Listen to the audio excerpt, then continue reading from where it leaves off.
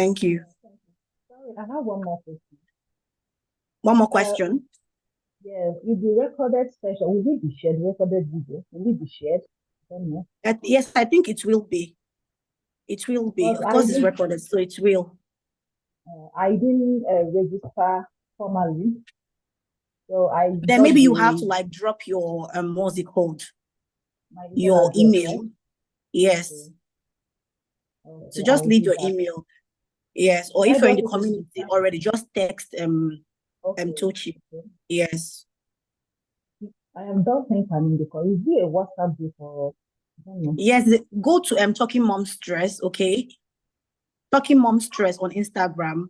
Click on the link in bio, okay? So you'll get the link to join the community. All right. Okay. Yes. Thank you so much. All right. Thank you. Please do that now. Yes. Thank you. Right. Thank you. Yes. Thank you. So thank you so much. So we're officially going to start, okay? I want to say a very big thank you to everyone that is here right now. I know more people are going to join, okay? So this is the first edition of the Talking Momstress Symposium. The theme for this year is the Thriving Mom, Mind, Body, Calm.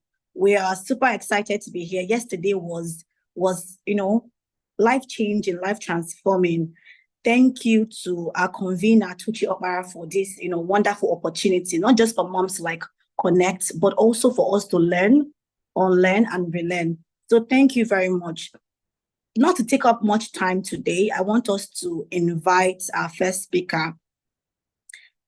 Please give me a moment. Our first speaker is Amara Agbim. Okay, she's going to be speaking on the topic, finding the right nanny for you. This is so important, very important, because not just for those who have nannies currently, but for those who are looking to getting a nanny, you want to be in this session. Welcome.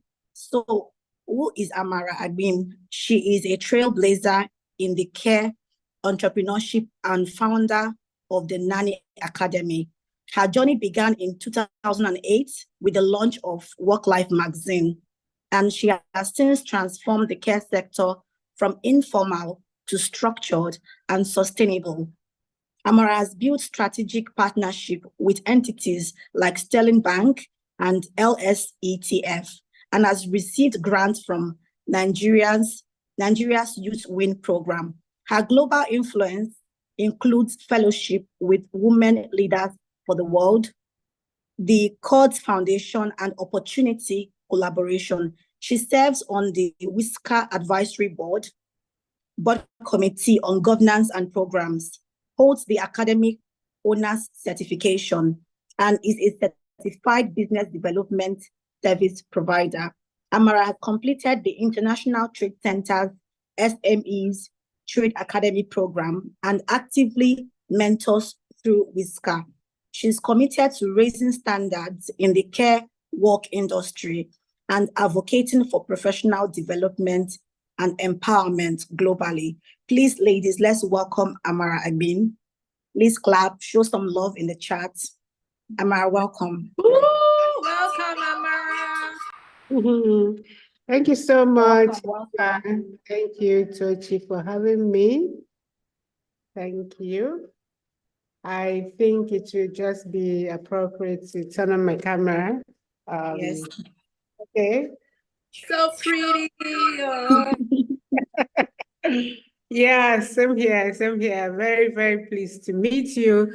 I think I never get tired of talking about this, this topic. And it's really a blessing to get to talk to moms, right?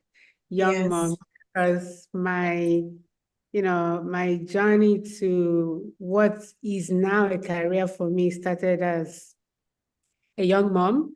I gave birth to my babies, or let's say I got married and then I had to deal with the things that come with marriage, which is you need to ask yourself the valid question, who am I?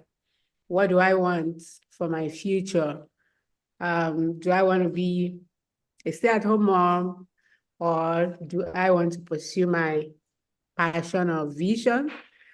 So I was at that point. It was all of those mom experiences that led me to this journey that I've been on now for 15 years. We are on our 15th year now. Yeah, and if I add the extra year before the Nanny Academy, when I was just publishing the magazine, that would be 16. Yeah, so Wow. it's been a long time. It's been a long time. Now I have grown babies. And did I use a nanny? Yes, I used a nanny. In fact, it might interest you to know that my first daughter will be 20 this September. Wow. Then I've used the same nanny for this long period. The same nanny is still with our family. I had her 1st of September, 2004. So by 1st of September, 2024, she's going to be 20 years in my house, right? Yes, because I was very intentional that I want someone who will go the long haul with me.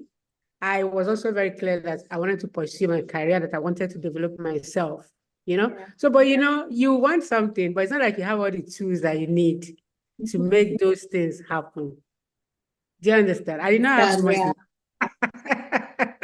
I didn't have to pay anybody any salary that was attractive enough to keep her for that long. But then I had good intentions. I had my goals clear. And I think I also had my values intact. And that was how I started. I was able to have that conversation with my husband. Yeah, so I think the first thing that we do, that we ought to do before we hire a nanny is to discuss with our partners. That's why I said value, and your goals, your personal goals. I had to have a conversation with my husband, even pre-wedding. I said, you know what? I don't want any house girl in this house. I don't want it in my life. In fact, I don't want to be I'm serious. I don't like it. I didn't want it. So you see, imagine 20 years ago. I'm not old though. Hey, I married early. But I mean, I'm not a baby, right? So, but I was very clear that I didn't want any house girl because I grew up in the East. I had parents, and from my family, we had house girls. Do you understand? Yeah. And not just us, every other family had house girls. It was the thing. I never liked the injustice. It's pure injustice for people to use children, so to speak, or use people that you cannot pay to work for you. I didn't like it. We were all supposed to be going to school. And then we will go to school. These so-called, house girls, they will be, what will they be doing? They'll be working and they'll still be doing school. So they never, and that was so wrong. I didn't like it. So at the back of my head, I told my husband during, courtship and all that, I said, I want to hire an adult to work for me. So it's not even like I was coming from a place where my mother did exactly what I did. I was trying to improve on what my mom did. Yeah. Yeah, without nailing her to the cross, because they say some people don't know better, right? But then when you know better, then you do better, You do right? better. Yeah. So I didn't like it at all. And thankfully, it's not like I was exposed to any other background where I saw people who were employing formally. But I read books, I watched movies, and I know that it is possible. Yeah, possible. Employer. So I didn't want the conflict of interest. There are so many things that come with hiring underage people. Yeah, and so we had that conversation and we were in agreement. So you see, if you're hiring a nanny, first of all, and you do not agree with your partner in defining the kind of person you want to get, then it's going to be a problem. Sure. Right? Yes. So that was the first step. And that's what I would also advise everybody, please, to have a conversation with your significant other, because that would earn you their support. And what do I mean by support? Because you'll be speaking the same language. You'll be speaking the same language when you say, oh, this person needs to earn like this, or needs to work like this, or this is what, that's the starting point. Okay, so we started interviewing while I was pregnant, and we got this lady. We met her in Lagos. Nanny Academy wasn't started then. And I had a fair understanding that when someone comes to work for you, there has to be what? A contract. Sure. There has to be conditions of employment.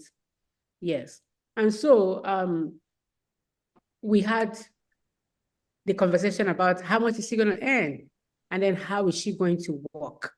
And that's going to bring me to the very next important thing that I would advise us to take into consideration when we are thinking of hiring a nanny.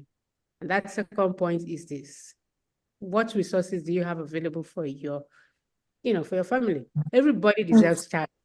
Every mom deserves help.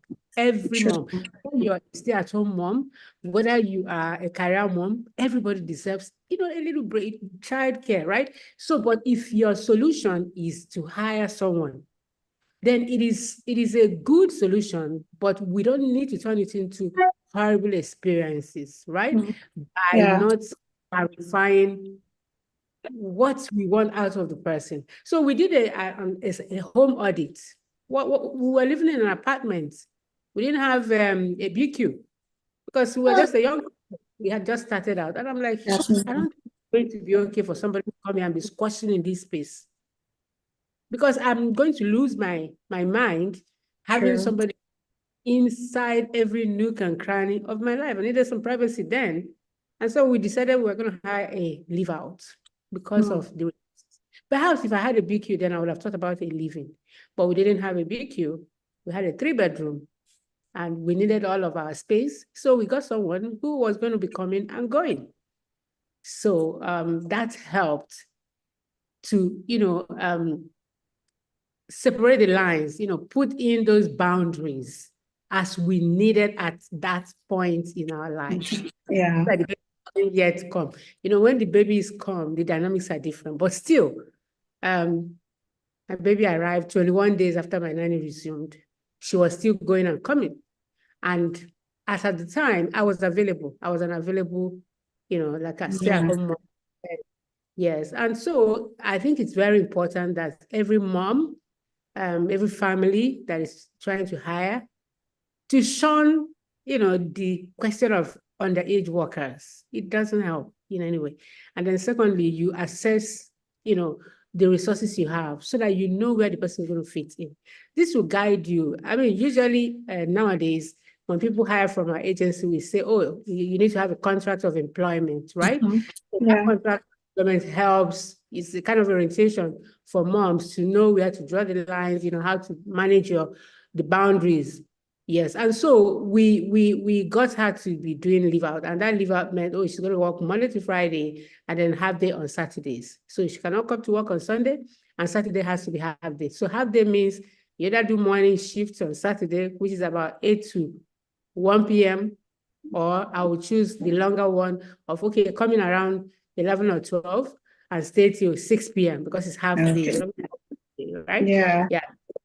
And so that made me disciplined. That made me, I was conscious of her need as a person. I was conscious of her need. She also had a life. As a matter of fact, I call my nanny Auntie.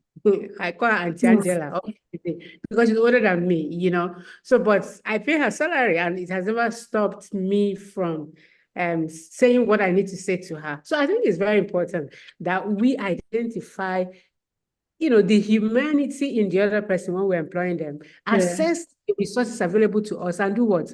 And decide whether we're going to hire live-in or live out. Do you understand?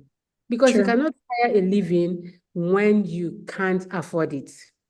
True. You can't hire a live-in and subject people to inhuman conditions.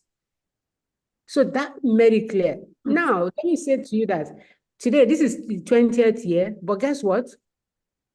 She's now living in because I have a BQ now. I can afford a BQ. So there were transitions along the line. It may not always be how you started. Things can change. Yeah. Even yes, things can change. And everybody must not stay with their nanny for 20 years, as a matter of fact. Everybody must not stay with their nanny. But the truth is that at every point in your journey, do that needs assessment and ask yourself, do I need a live-in or do I need to live out? It's very important. So that, and so that brings me to the next point that I want to talk about, things you have to consider in hiring a nanny. And that's to say, these conditions of work, what are they? It's not news that people who work as nannies are also called or classified as domestic workers, right? So most of them work in the home.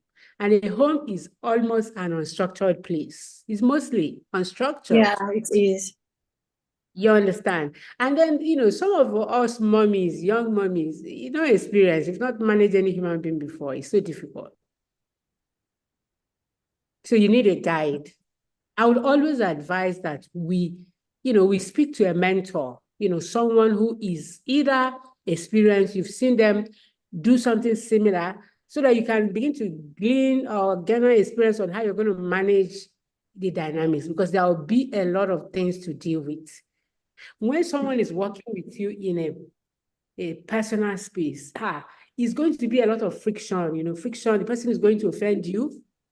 You're going to offend them. Yes. And you're not going to be okay if you continue to have all this friction time and time again. So now, how do you address friction? You have to change the communication method. How do you want to communicate? Are you going to be talking like your grandmother, be yelling and shouting at this person that has come in to work for you? Or are you going to try to make it, civilized? Are you going to try to accord the person some human respect and also save yourself stress? Because if you hire someone that will just make you to be talking and talking or yelling and yelling, then I don't know how that is helping you to stay organized. Right? Sure. Yeah. So what I use, and I'll just share that with you, is this. I decided that I'm not going to talk too much. I don't want to talk too much. And what did I do? I started texting my nanny. I make sure she has a phone. So anytime I want to talk to her, I do what? I text her. Come out. I'm not writing letter. I'm not writing anything. I just said I text. She still laughs about it today, because she wasn't a very literate person when she started. But having raised 4 children for me, she said that my children are sounding board for education. So when the first one and second one started going to nursery and they were learning literacy, she joined them.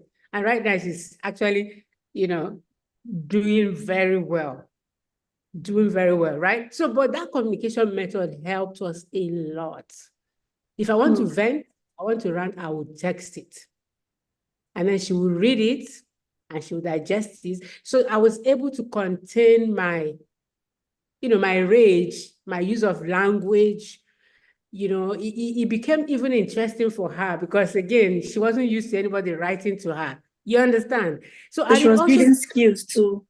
Exactly. So it enabled me, it helped me to influence her, to also mentor her, because yes, she's older than me, but she's not as learned or exposed as I am. Yeah. And there is no way, let's not make that mistake of ever expecting that, well, someone that we hire, we are supposed to be superior somehow, but not for us to come and be rubbing it off their faces, right? Yeah. So, but it gave me the opportunity to correct her in the right way, instead of verbally attacking her, which is what happens usually. So that strategy of, communication, text communication, still do it today. I'll wake up maybe in the middle of the night, I have something to say, and then I can send 3 messages and I'll say them. Sometimes when I feel she hasn't received the message, I'll ask her, did you read the message I sent to you? I don't want to talk. I'm in the same space. So that became a mentoring strategy, as well as communication strategy that has worked well for us over the years. Now, this is the 3rd point that I've raised: communication. How? Yes. Right? And then the 4th thing is that, okay, people work, right? And they're working in the informal sector. What do we pay them? How much do we pay them? It's such a big deal. I know some people will say, oh, yes, but I paid somebody big money before and maybe it didn't work out. Well, I don't know. I know that, like I said, there are a lot of dynamics. If you can do the self-diagnosis right from the beginning, identify what you want, the chances are you will interview and you will get someone who fits into that vision, and it will be easier for you to then, transition from one stage in the relationship with that person to the other. I've seen it happen for other people, for other, people that have talked to, that have gone through, just not just to say, oh, you're hiring from them, but, just talk to them. And there is something that happens to us when we receive a little bit of lecture about something, even something as seemingly simple as hiring a nanny in the home. Like it's happening right now. Yes, there is something that happens when we take time to listen, to learn how to do better about something. Somehow, something connects, and then you are just a master of yourself and a master of the situation.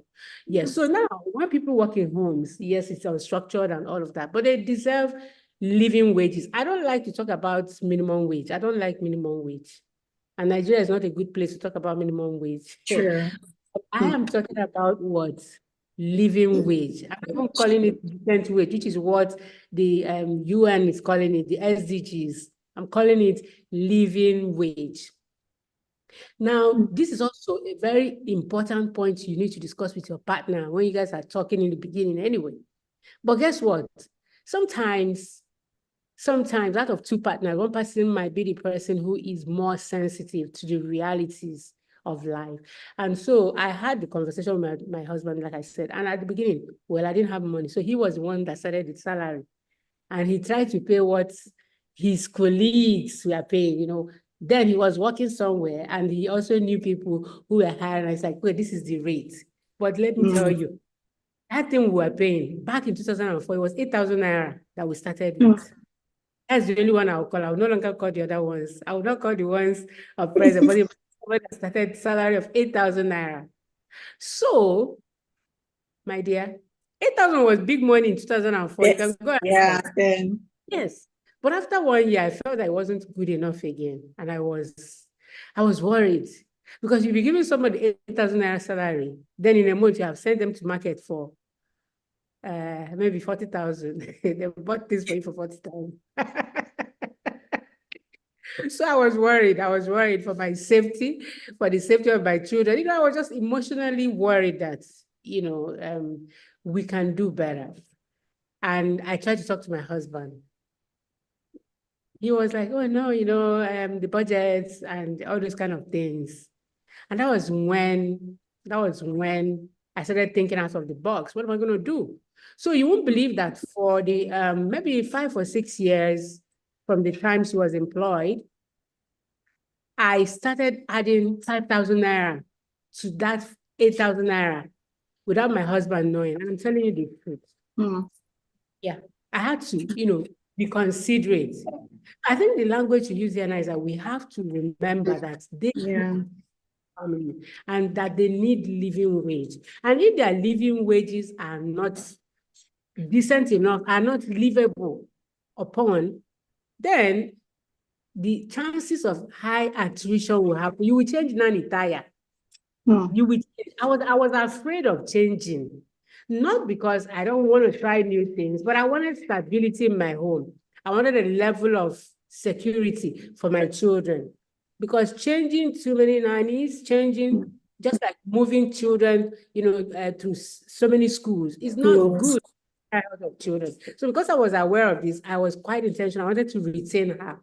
So I took that step of adding to her salary. My husband found out 5 years later. By the time he found out 5 years later, he said he was not going to be bringing his own part of the money again.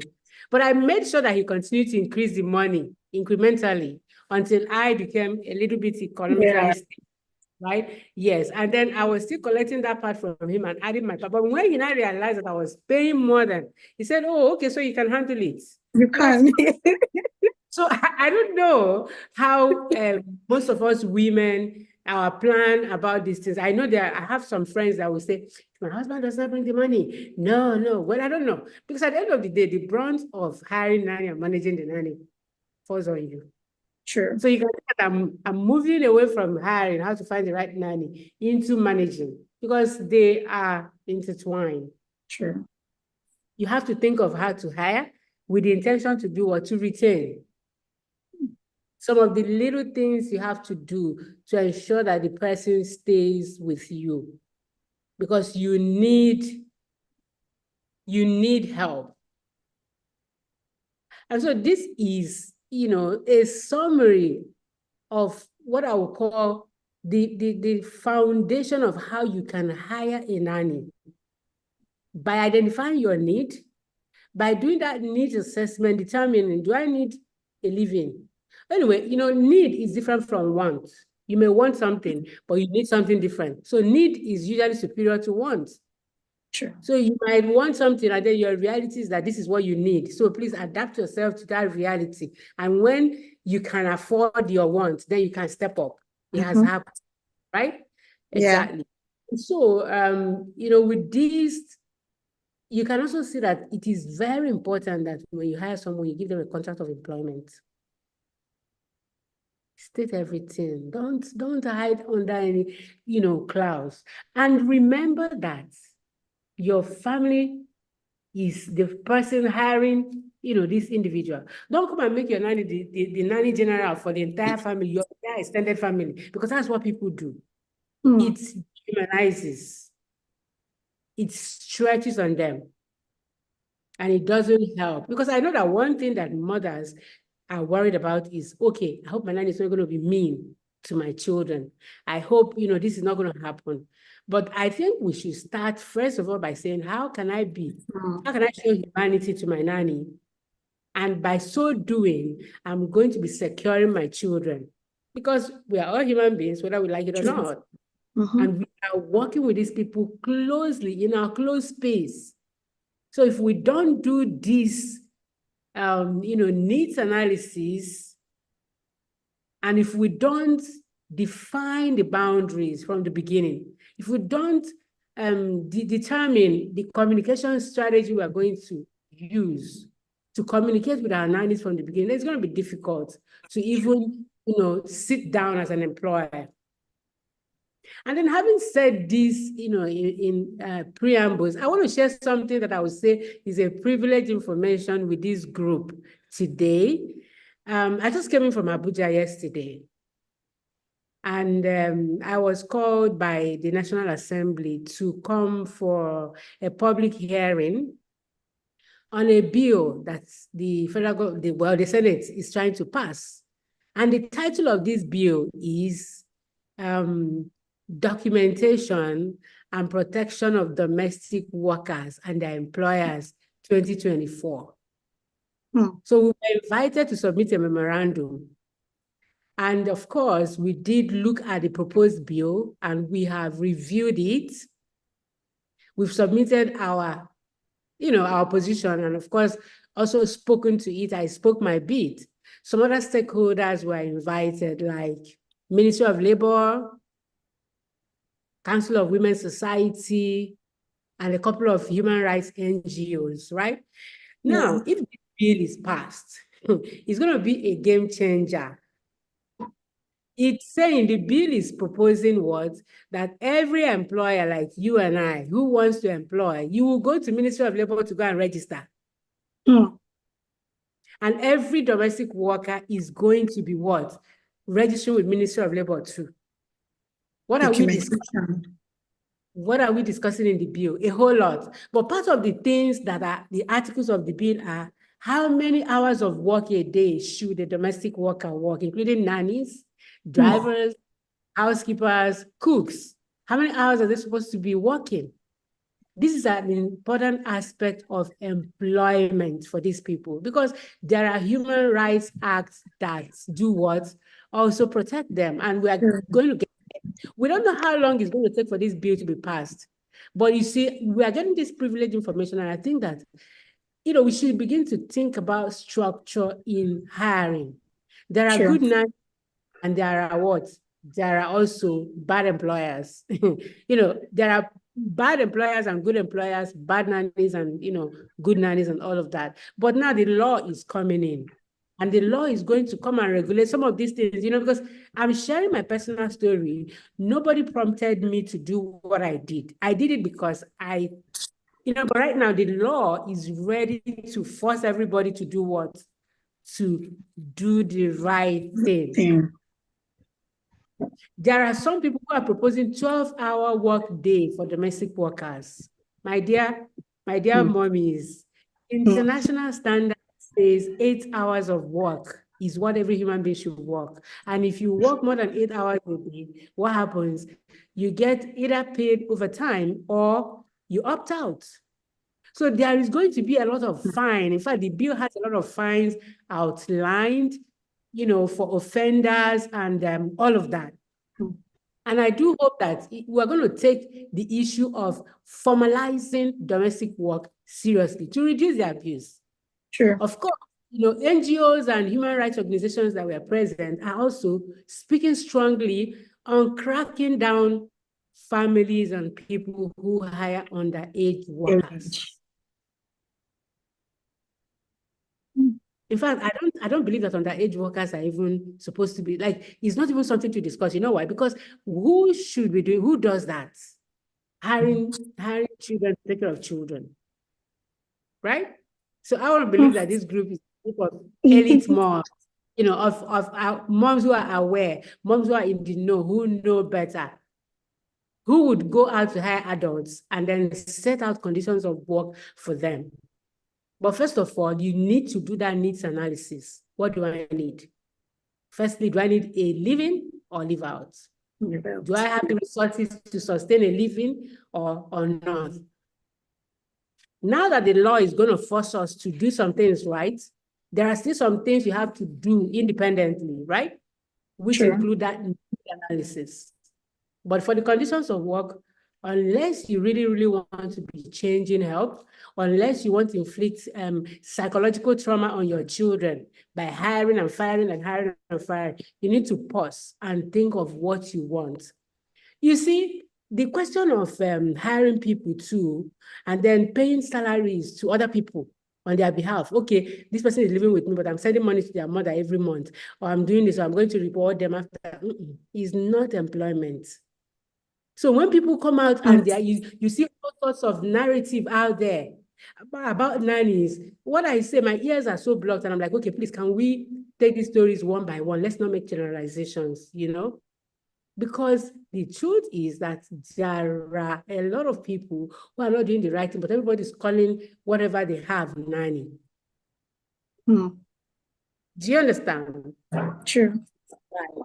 So, I don't know. I said that this is what I'm going to discuss with you, and I hope that I've been able to communicate that. I'll be more than happy to actually do a Q&A. Like, if you have questions, you could ask me. Please feel free to ask, and I'll do my best to respond within the confines of the time we have this afternoon. Please ask your questions. Thank if you have you. any questions.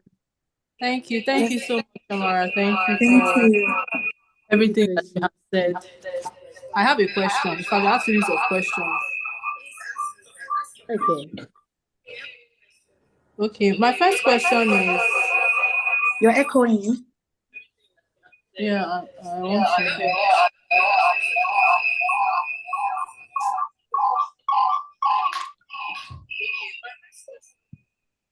Can you hear me? Yes.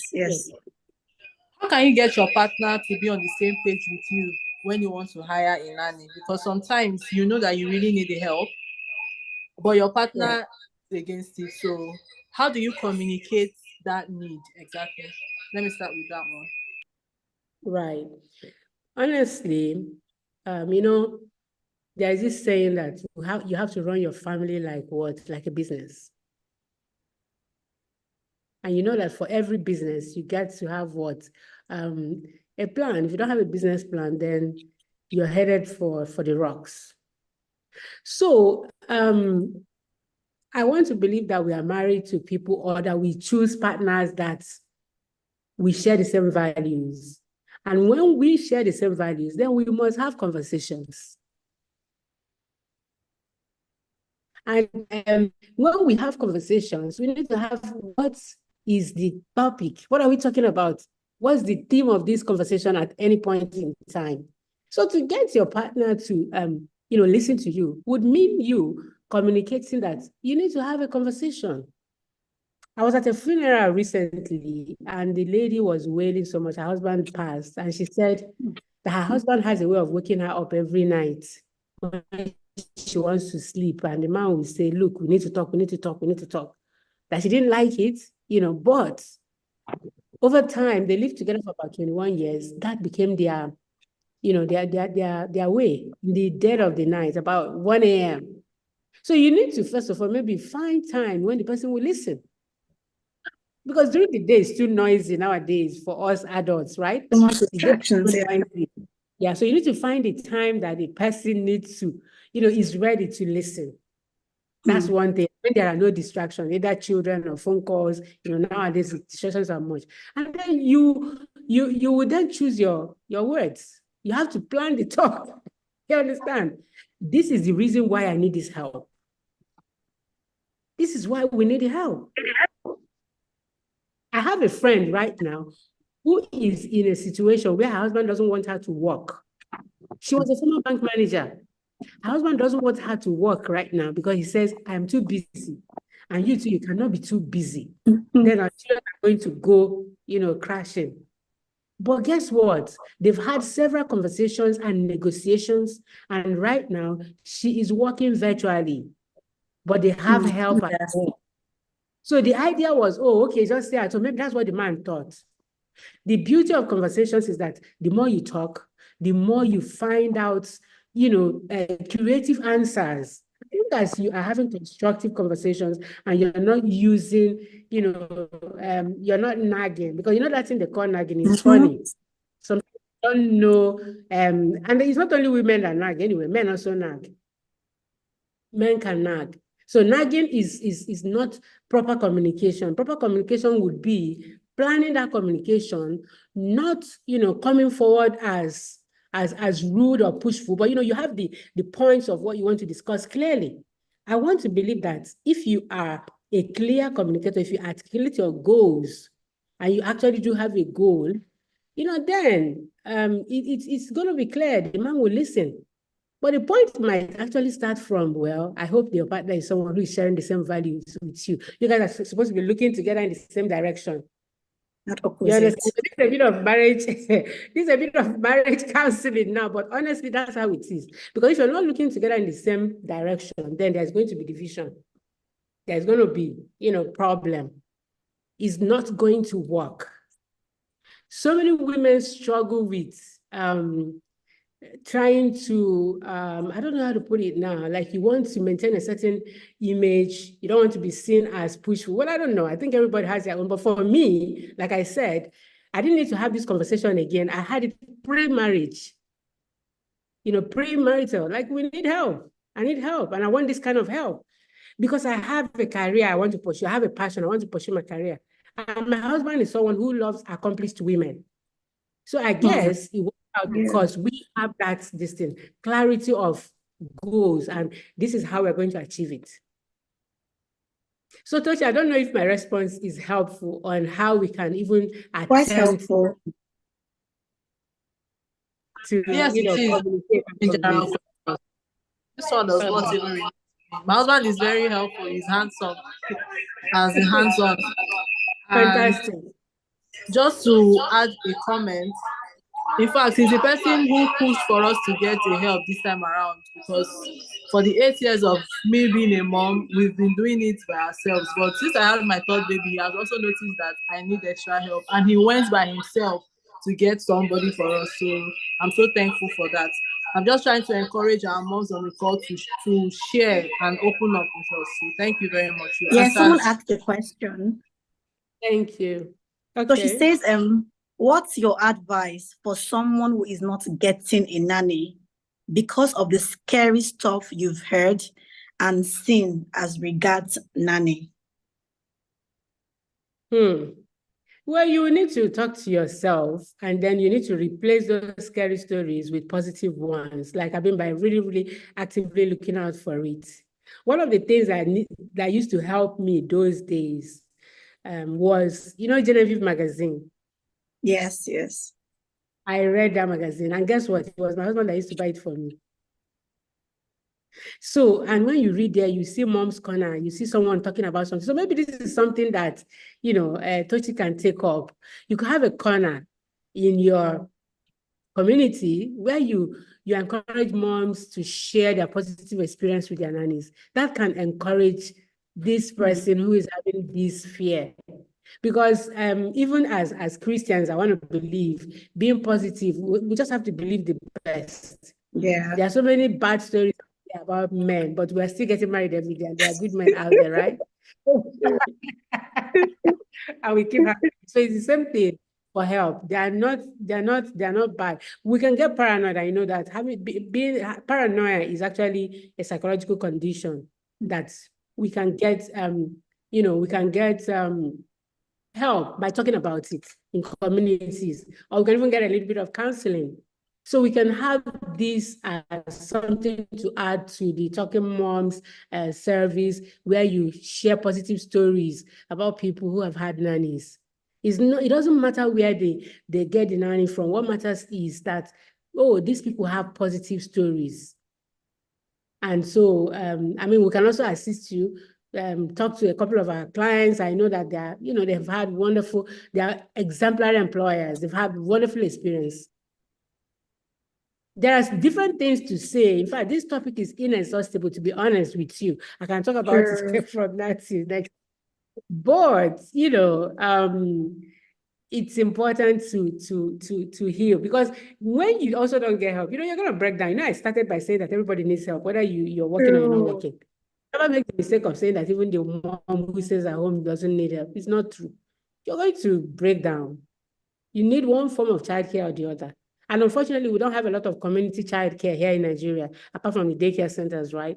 Yeah. Sure. So every mom needs help. And I hope that you can find the right stories and courage to try someone. Because when you also employ someone in your paranoia, you're going to scare the person away. And that will also make your situation, you scare the person away, because if someone is in your space and every time you're projecting, I don't trust you, I'm afraid of you, what do you think? Will not. Yes. So, let me share a very vulnerable experience I had with you. For all that I'm talking about, when I hired my nanny, she resumed on the 1st of September 2004. And of course, when my baby came on the 21st of September, before my baby came, it was just me and her. And I was, trying to coach her to understand the way we run things in the house, what she can do and what she should not do, the boundaries and all of that. When the baby finally arrived, of course, my mom had to come for Omugo, right? So my mom came. And so for the first few weeks, my mom was around with the nanny. That was also another form of coaching for her, and grounding and peace of mind for me. When my mom left, my mother-in-law came. And then, so I had familiar people, and I was doing my master's then at Unilag. So, but guess what? The day my mother-in-law left, that's after my mom had left, I was so scared. I couldn't go to school. I stopped going.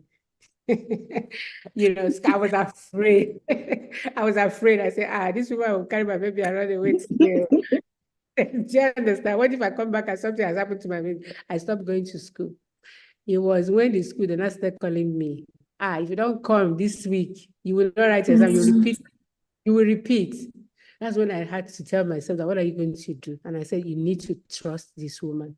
The woman, thankfully, she's also an older woman. So I think that's also something that can help. Don't hire people who are young. Please hire people who are experienced, who are older. That could also give you some level of comfort, who perhaps have also bettered their own children. Yes, so that's, yes. You understand? Yeah. I'm saying this so because we have different needs at different times. At some point, you might need young people who are agile. But, if you're afraid and all of that, you might consider a mature person. So my nanny is older than me, like I told you. And I told myself, look, this woman also has her own children. She had 4 babies of her own. So what's there to lose? And I've done the orientation with her for about 3 months. So why can't I trust her? Because when my mom and my mother-in-law were around, I was going to school and I would leave my baby and my nanny, at home. Yeah. But when I stopped, but I had to, push myself. So I had to talk myself out of it, right? My husband could not even help me at that point. When he was just busy going to work, you're like, okay, what's the problem? You say you want a nanny. Why can't you handle this now? What is the problem? He was less worried, than I was. I think it's a maternal instinct. Like Yeah. most, yeah, We it can worry actually more. away. Yes, we worry. But by the time you now also pray, you should pray against, those things that are not allowing you to trust. I want to believe that everything will be fine. So a lot of women, I mean, I can count the number of clients we've had is more than 10,000 over the years. You can't tell me that all of those women don't love their babies. They do. They do. And God helping you, everything will be fine. Amen. Yeah. So I have another question here is how do you handle those older nanny who wants to control you in your own house? They feel they are more experienced in child raising.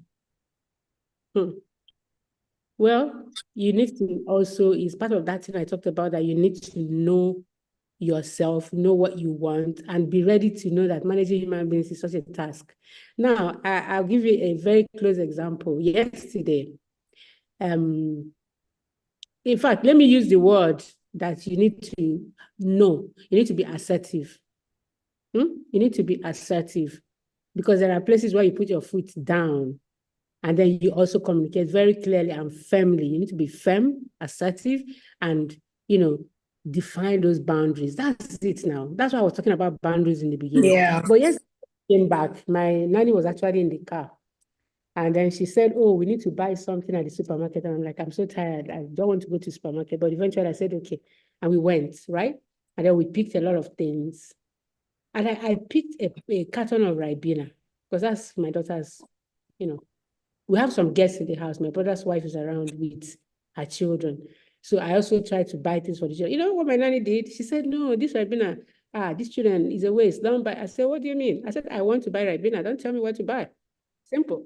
Put the Ribena there. I want it. Do you understand? I didn't need to shout. I just said it, and she knows it. Once I set my face and say it, she knows better than to keep talking about it. So that's how you do it.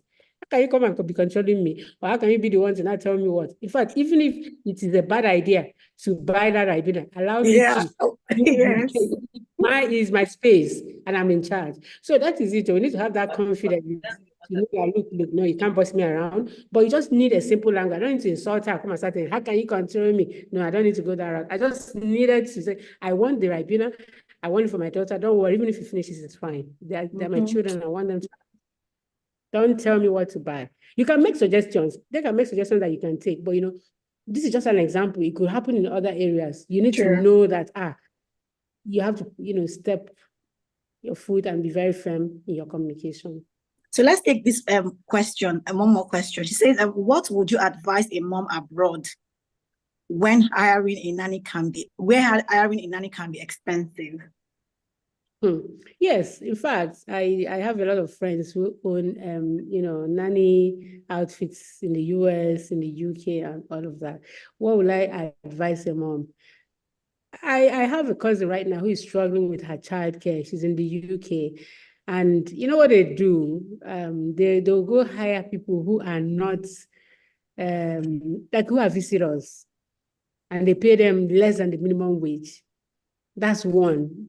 Now my cousin is trying it, and she's saying, no, that is not okay. She thinks she will do the nursery route, and she's trying to save up money now so that by September, her baby will start going to nursery, and she'll have to just pay that money. So she's had a lot of conversation with her husband about the finance, the cost of that, nursery, and they are both saving up towards sending the baby to nursery. But right now, they are using illegal nanny, someone who is on visit, and the person is helping them to care for their children. Over there, these things are regulated, right? So, I mean, I don't know if this is a helpful tip for you. And she told me that she found this illegal nanny in church. So it's like people, they know that these are the things that, there are people who need help. So some people who come on visitor visas, you can find them through church communities, and that will help to save your cost, because the mommies over there also need help. But over there, the government is regulating who is working, how you're working, and all of that, the kind of thing that wants to start happening in Nigeria. Yes. Yeah. So that would be my advice. Wow. There's nothing anybody can do about the cost. This was really eye-opening. Does anybody have any more questions? Any question? Because that was the last question. And I think you already answered the question I had, which is the fear, which is so I think that's quite helpful because this is my 6th year in motherhood and I've never had a help. I think one time my husband was considering getting me someone, but you get it was always that fear because for me growing up, we always had my mom's sisters, in Igbo. So we usually have your mother's younger ones. They're always around. So we never had anyone like I would say the nanny. Just had aunts who were always visiting. So that's the help I get. And of course, my husband helps out or whenever we have any of our relative around. And I work from home. So, but it's been like my fear. But one thing, if I eventually decide, so I think one of the options would be to have someone just live out, come and do a few things that I know that I need help with. And I think that's at least a way to put my leg in the water, then gradually. Yes. So I think, yes, quite helpful. Thank you. Thank you so much for this session. We really appreciate you having you here. Thank you. Outsourcing, yes. Someone says outsourcing. Yes. Yeah. Thank you very much. Thank And you. Thank you so the much. moms need support. Can you hear me? Yes, we can hear you.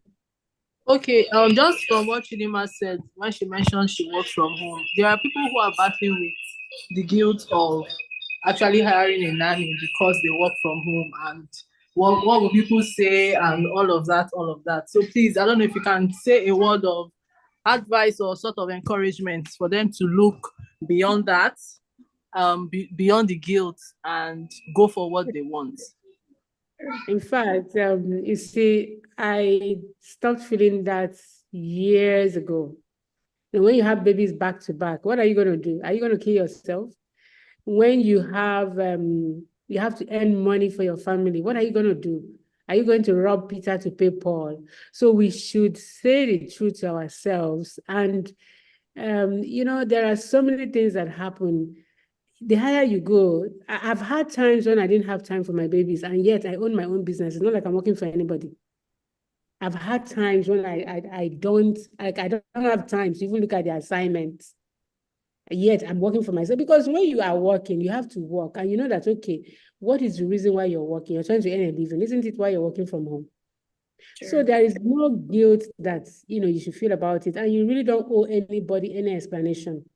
Those things are going to happen, but you need to look at what are your goals? What are you trying to achieve? What is the reason? How did you get here? And let's also remember that having a nanny is also part of self-care. We've talked about it as if it is aesthetics. It's not aesthetics, so it's self-care. Do you know that there are people who can break down and just die from stress? You would not know that you have this. When I had my last baby, I developed a preeclampsia. And after I had that baby, I also did what? It was a battle to manage it. That was my 4th child.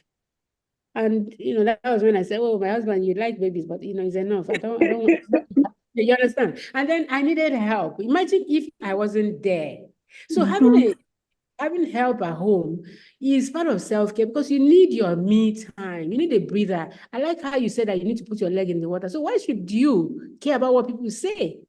Is it not better for you to be alive, healthy, and last longer, for those your children than for you to wallow in guilt that doesn't really make sense? What the children need, you need to, like in a day, you build in the time. What time do I need to cater for everybody's needs?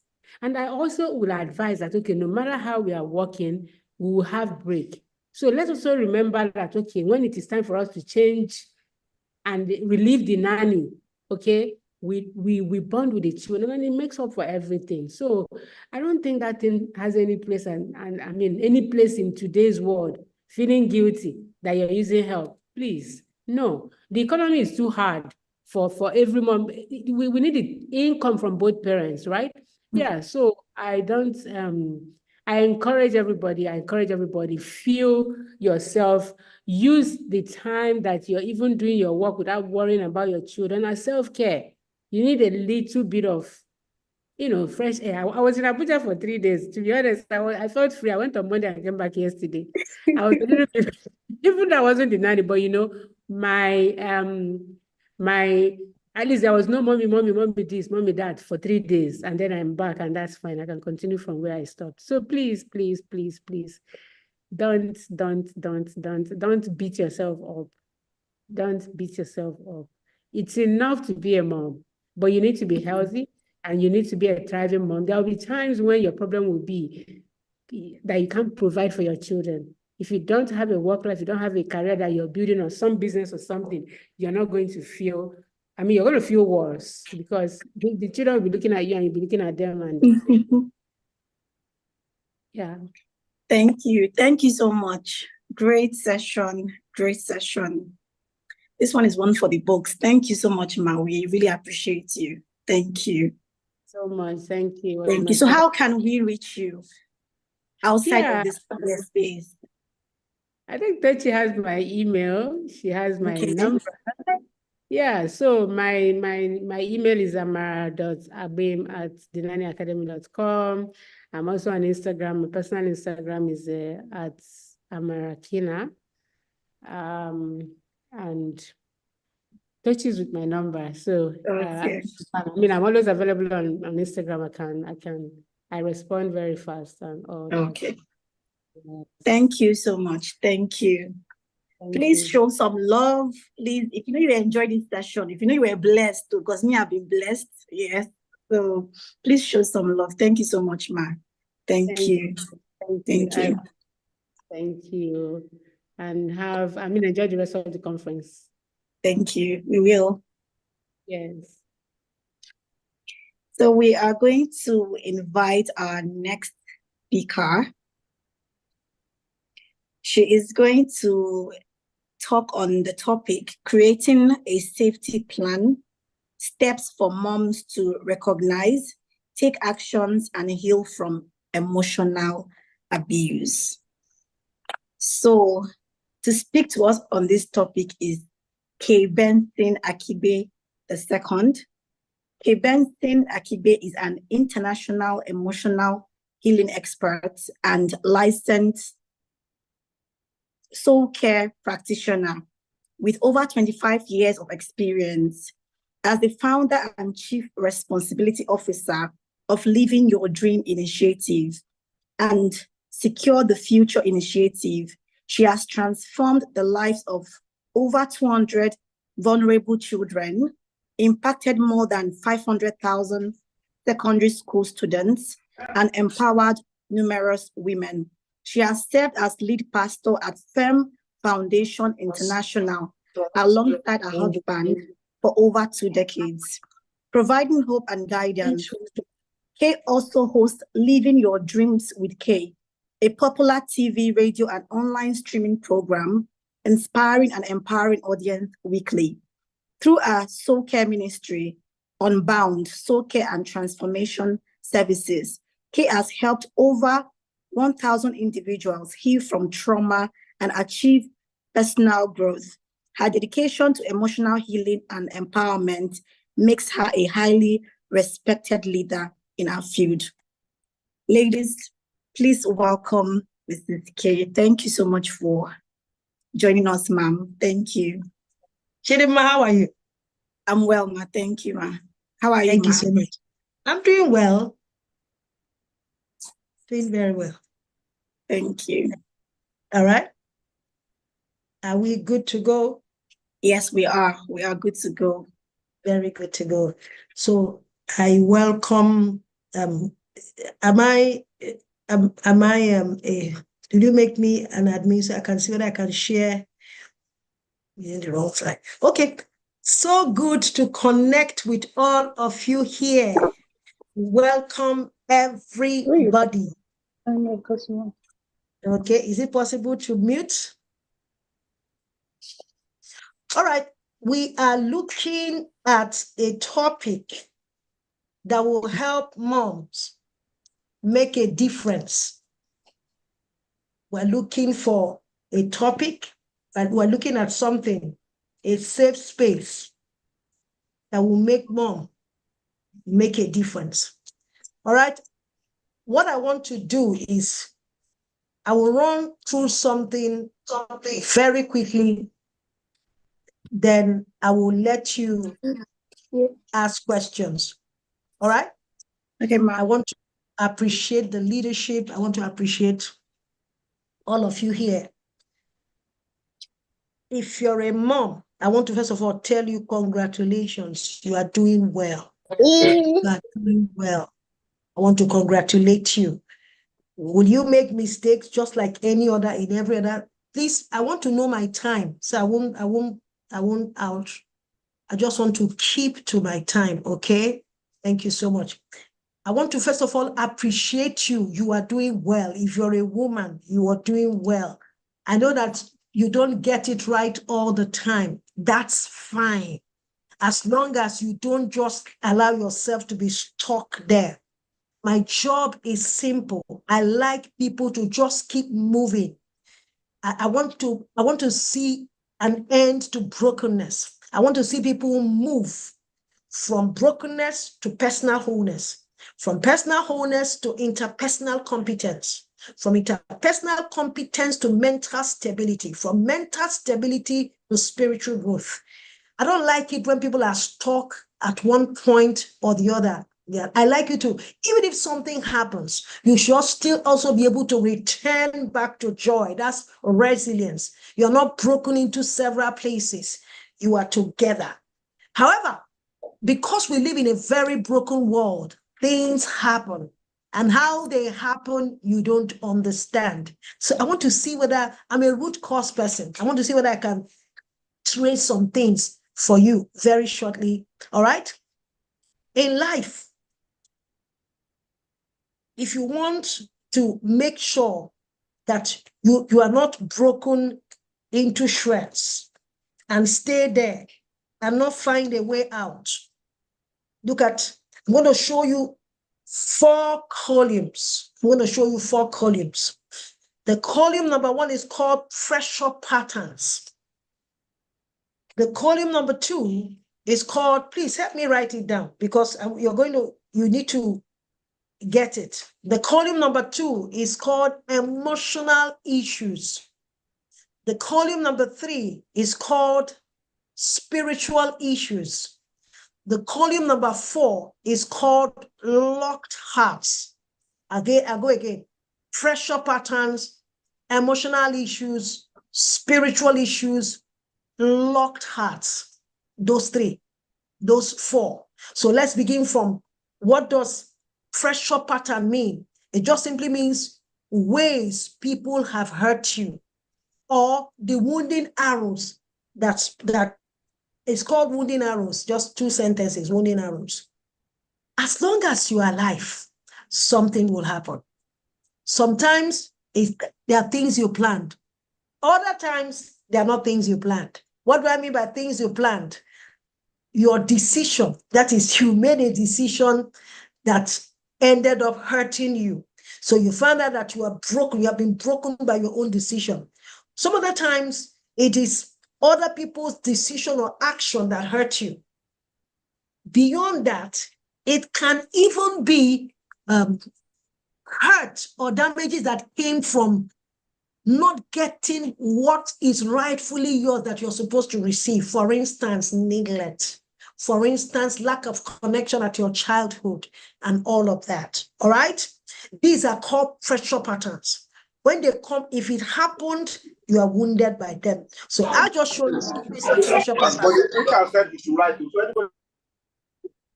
Okay? Pressured to perform. That's 1. Dominated and controlled. That's 2. Overly expressive. That's 3. Focused on self. That's 4. Anger. Critically judged. Can you please mute your Mute your phone? mic if you're not speaking. Please mute your mic. Thank you. Okay, critically judged and not talked to. You see, I've mentioned 1, 2, 3, 4, 5. I've mentioned about 6 things that could be wounding arrows. Chidima, you didn't give me my time so that it will help me to compress my thoughts, please. Tochi, how many more minutes do we have? I didn't celebrate Tochi. Tochi, sorry for my manners. Let me celebrate Tochi. Tochi, thank you so much for the platform. Thank you so much.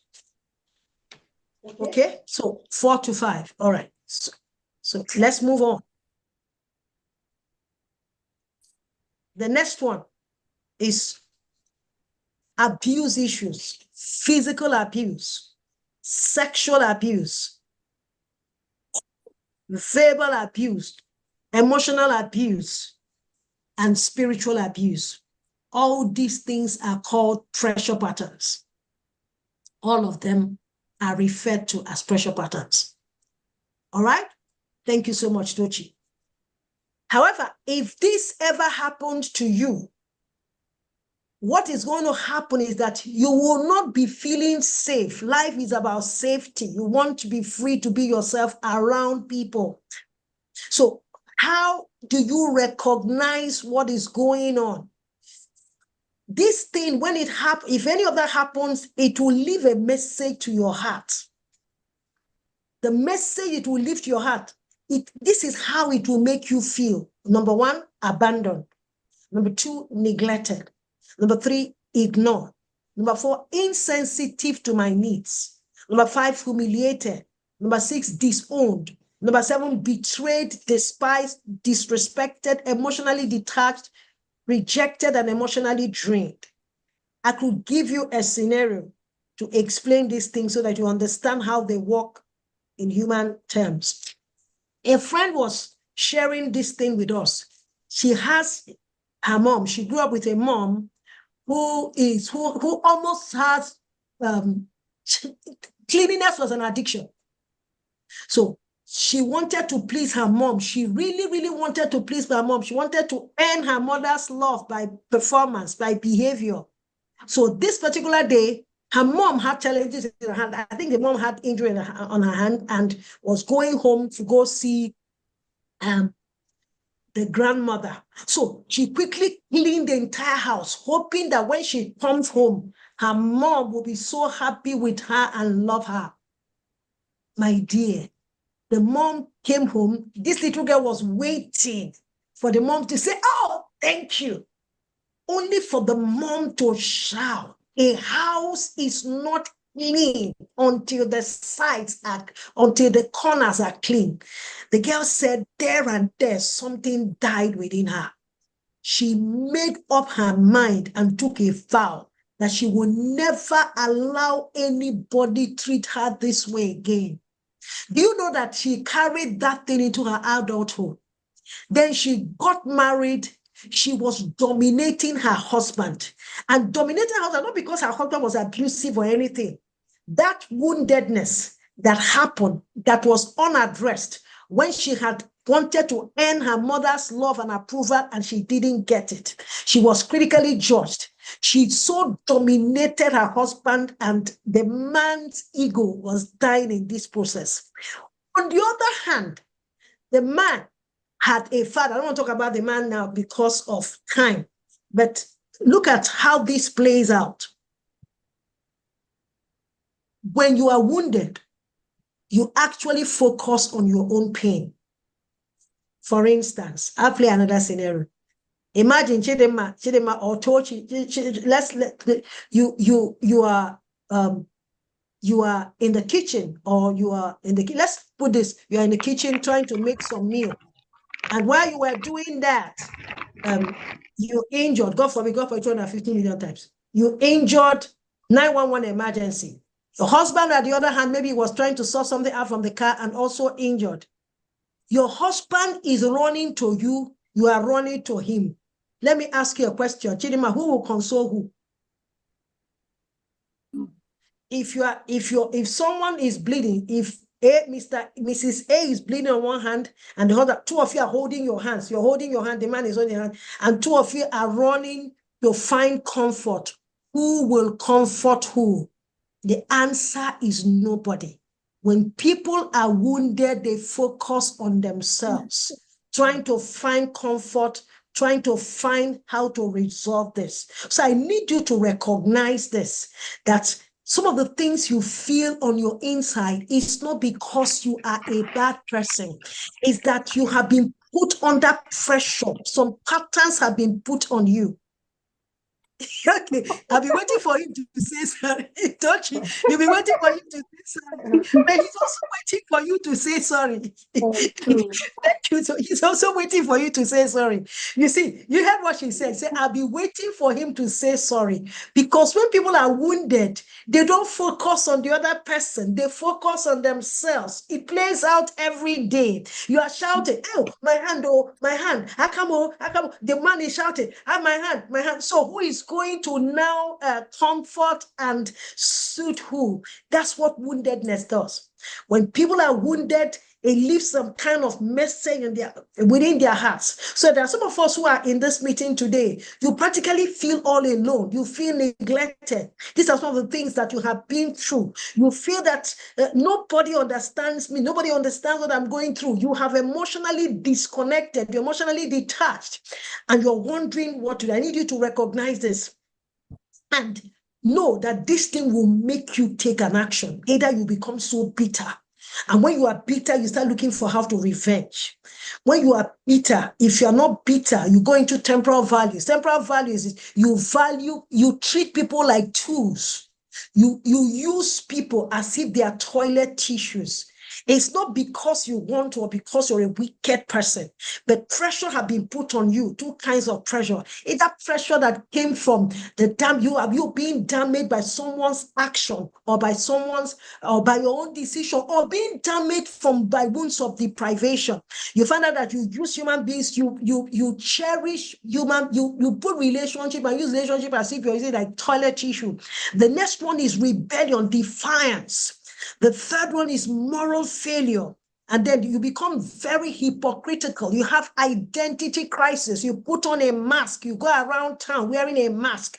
Nobody gets to know who is the true you.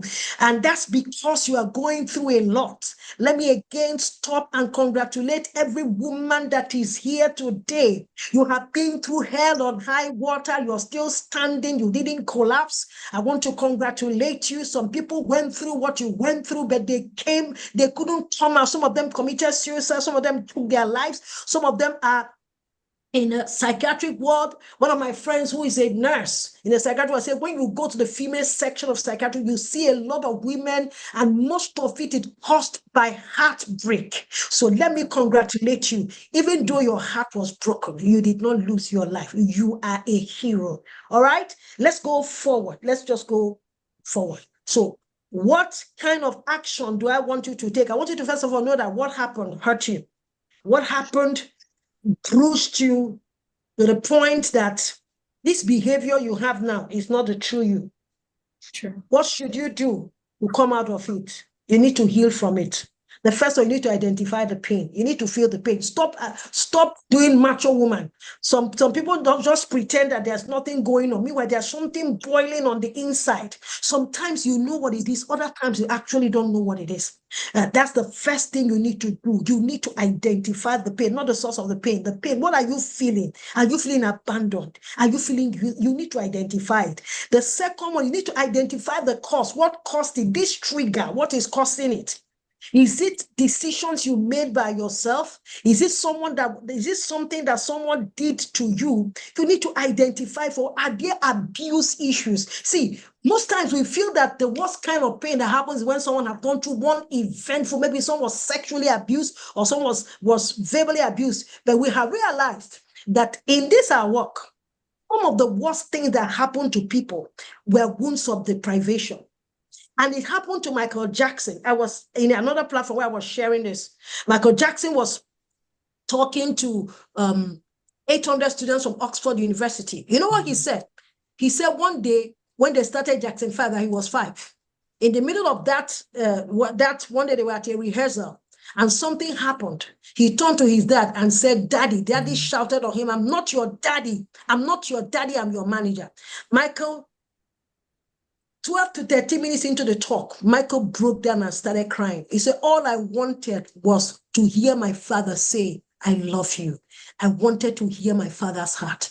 There are many women that are stuck from what happened yesterday. So you need to identify the source of what happened. That's a second way to find answers. The third thing is you need to express the pain. Don't allow it boil on the inside. It will make you turn against your children. You will hurt your children. You will hurt the people that love you, hurt your friends.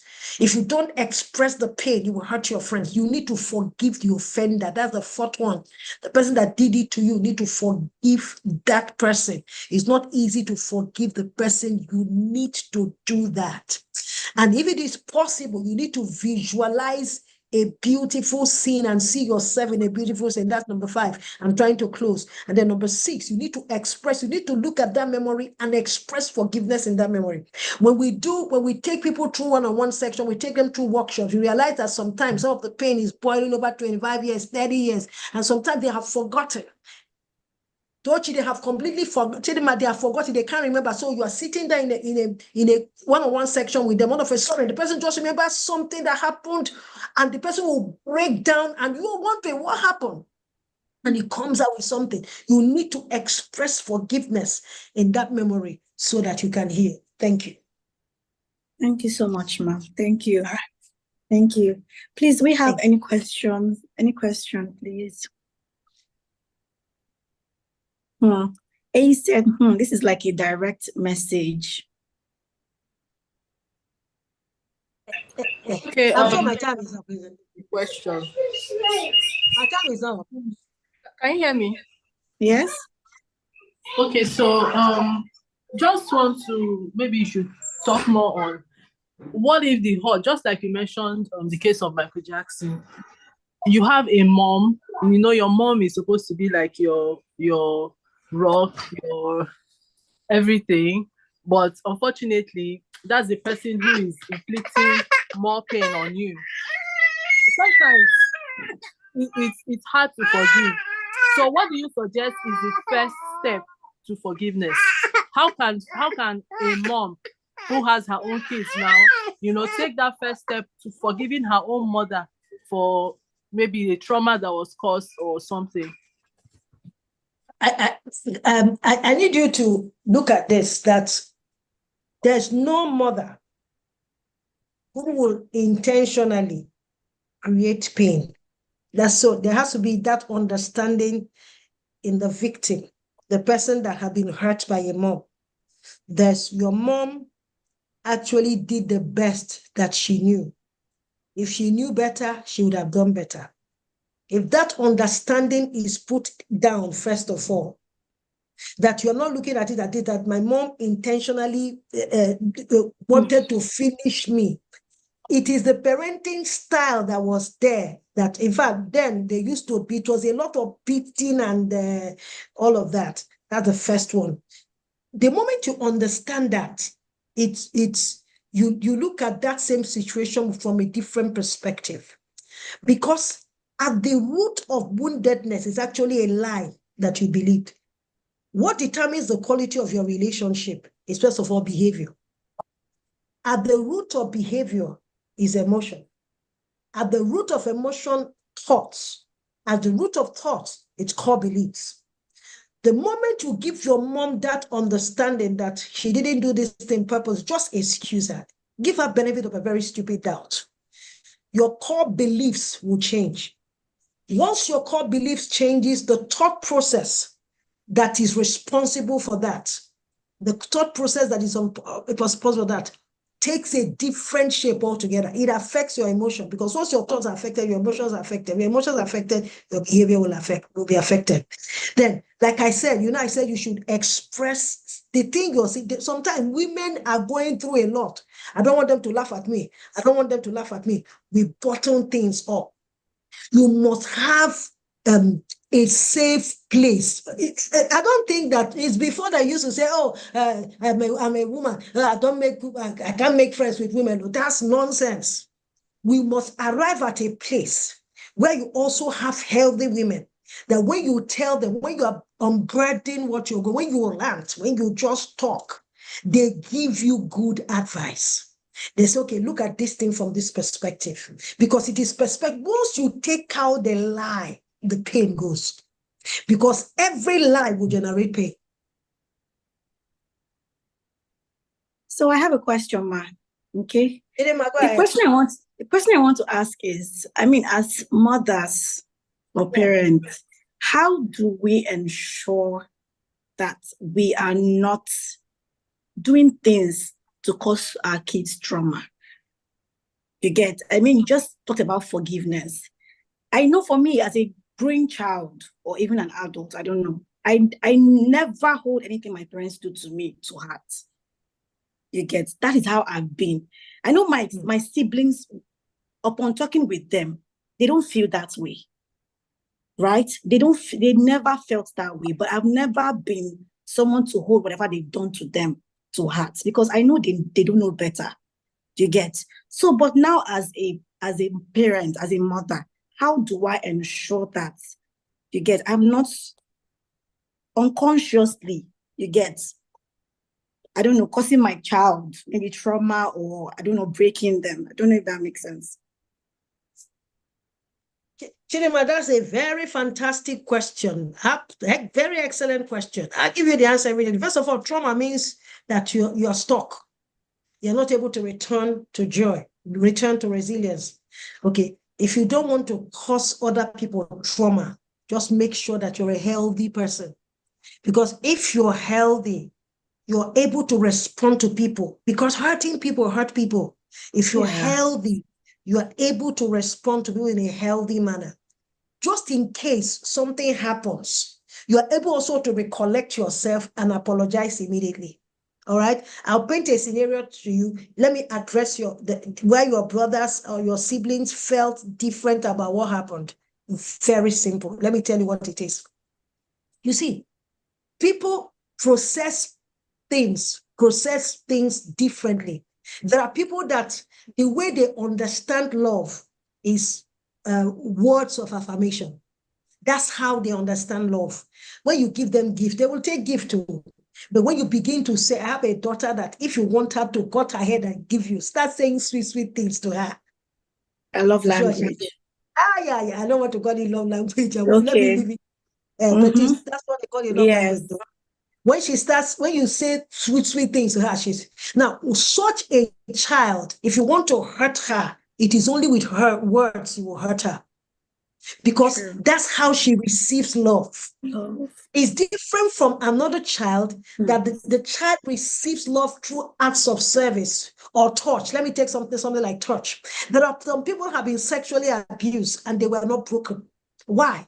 Because their love language does not have to do with touch. Their love language does not have to do with acts of service or something else. So the way people receive and interpret and understand love determines the extent of their brokenness. So if you don't want to break your children, it means that you must become a healthy and emotionally healthy person. So that when you are hurting someone, you know that this thing you have, because you can hurt someone and not know.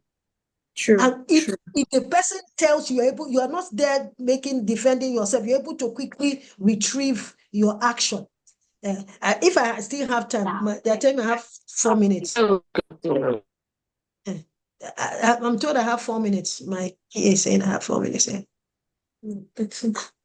Let me quickly share this experience. This thing happened to me personally. My son is about 18. My first is about 18. I realized that our relationship we just couldn't agree on anything, on nothing. So what I did is, when I saw that, I didn't allow him, the moment he finished secondary school, I didn't allow him to get straight into the university. I realized that there was a distance between us and I needed to mend the distance and find out what was going on. Recently, we were talking. You know what she said? She said, Mom, all the time when you leave me in children's church, there was a policy in that children's church that nobody can pick the child except the parents, the mother or the father. So I usually will send someone to, we're in the same compound. I mean, the adults church, the child is the children's church. It's just, they take us up to even 10 steps to pick the child. She said, each time someone came to pick me, I kept wishing that you or my dad will be the one that will pick. Of course, they will pick the child and bring to my office. So, but the child said, when they come to pick other people come to pick their parents, their children, I kept wishing that one day I will be picked. And not one day did you come to the children's church to pick me. He said, that broke me to shreds. I said, even though I understand that you didn't do it intentionally, but stray bullets kill. You know what I did? I apologized. There were tears in my eyes. I apologized profusely. Do you know that since that day, the amount of connection and love that we have, I can't believe it. If I'm not at home, he's calling, Mom, are you coming back?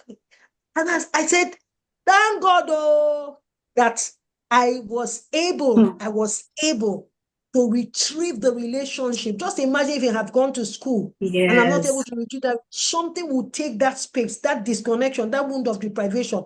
He could vent it as addiction or vent it in anything. I wanted to paint that scenario. Wow. Has it been a bit there? Yes. Thank you so much, ma. Does anybody have a question? Yes, I'm really learning too. Thank you, ma. Thank you. Does anyone have a question you want to ask? This is a safe space to share. Okay. So please ask your question.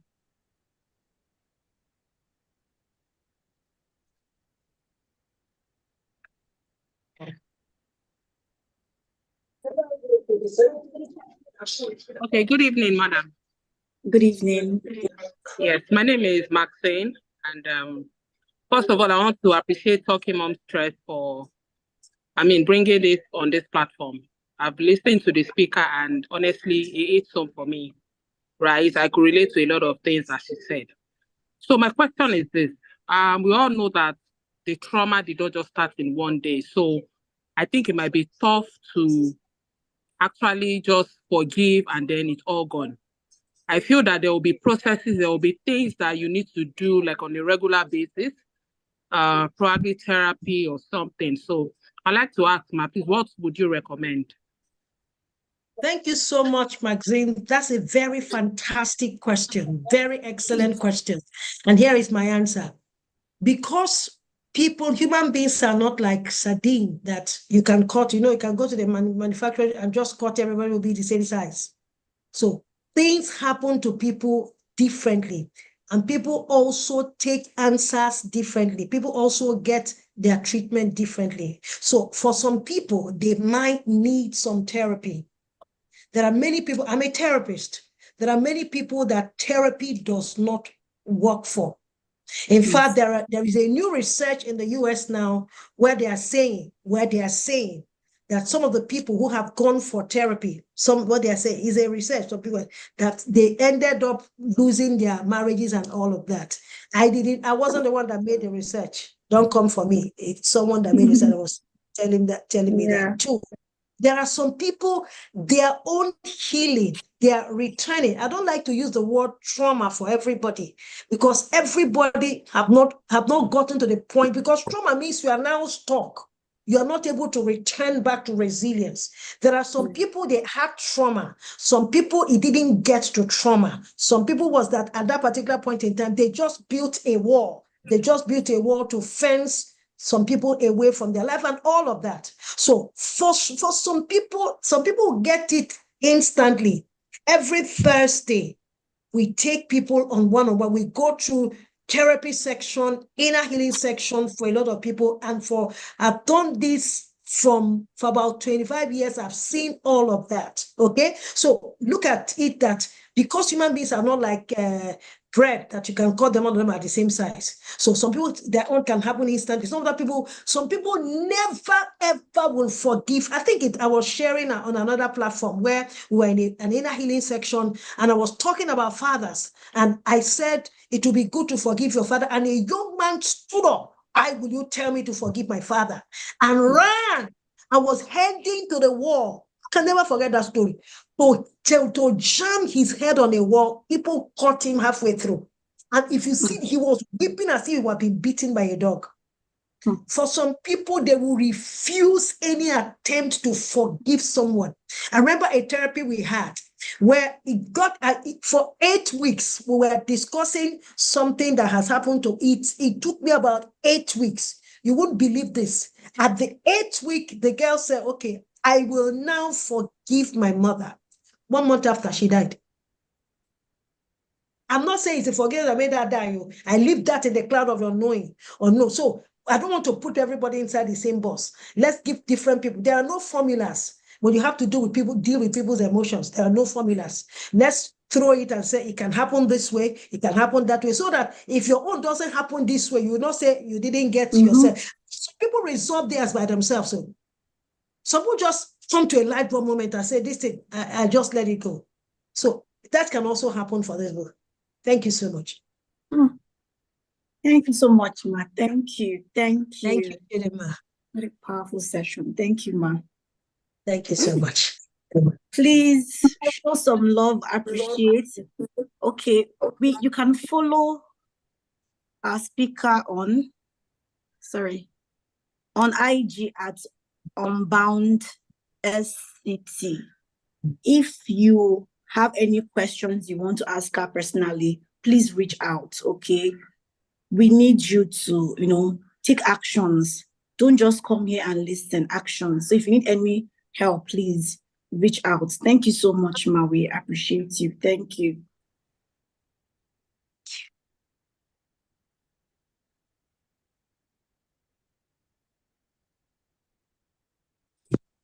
If anybody still has any more questions, please, we have like 2 or 3 minutes before our next session. It's supposed to start by 5, so please feel free. This is your opportunity to onboarding. This is your opportunity to speak up.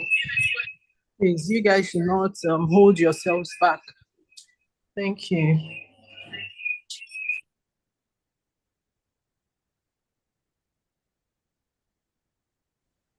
Maybe I should chip in this. Maybe it can help. There are many of us who are mothers or who are women who have never addressed our own woundedness. And you find out that we take the wounding into our relationship or marriage or whatever it is. And then you repeat the vicious circle in the lives of your children. It is now that people can openly talk about, someone says, I need therapy. It's very easy, very easy. It's now that Ogechi said, I need therapy. That's very easy.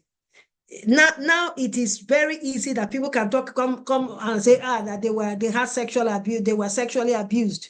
People can talk, they were verbally abused. People can come and talk about that. That when we were younger, it was a taboo. In fact, your mom will tell you you better die with it. I remember in a therapy, a girl kept telling me that she believes that she was sexually abused, but she cannot recollect. She cannot remember any kind of that ever happening to her, but she believes that she was sexually abused. 3 years after, the mom came to meet me and the mom wept so dearly. What was the problem? She said, I do not know how to tell my daughter that when she was 6 months, that someone, a neighbor, sexually abused her. Now, this girl is now about 29.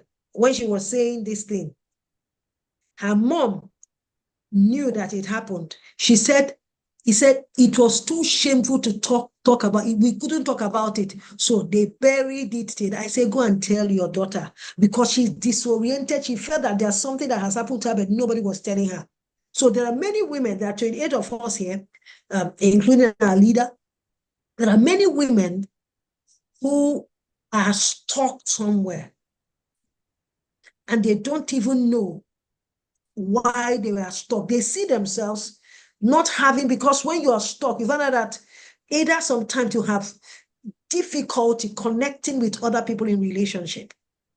You have difficulty, sometimes you have difficulty connecting with men, you have difficulty connecting with women. Even when you connect with other people, you abuse them. because you're trying to find answers to your pain.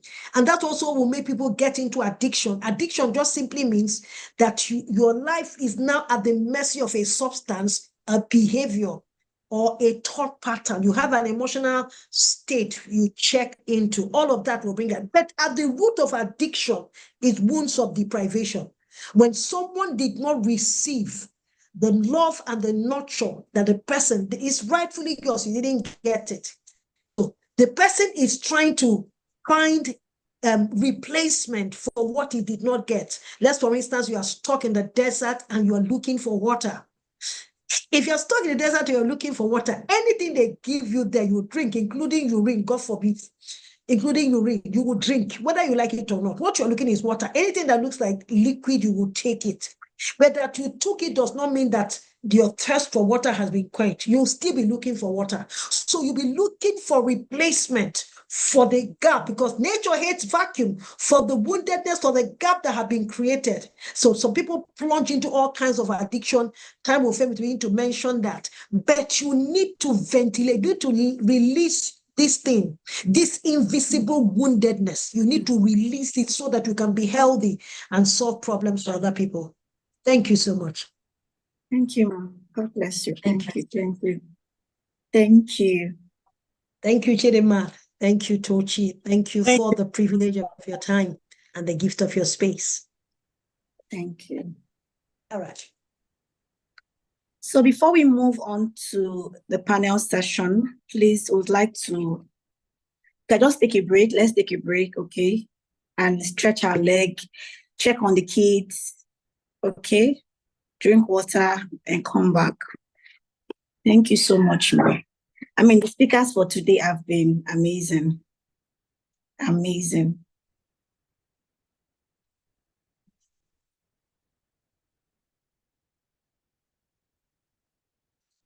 I've been so stressed out since summer started. I can't tell you how hard it is some days with the kids. Well, just remember, you chose this when you had them. Wow, thank you so much for that reminder.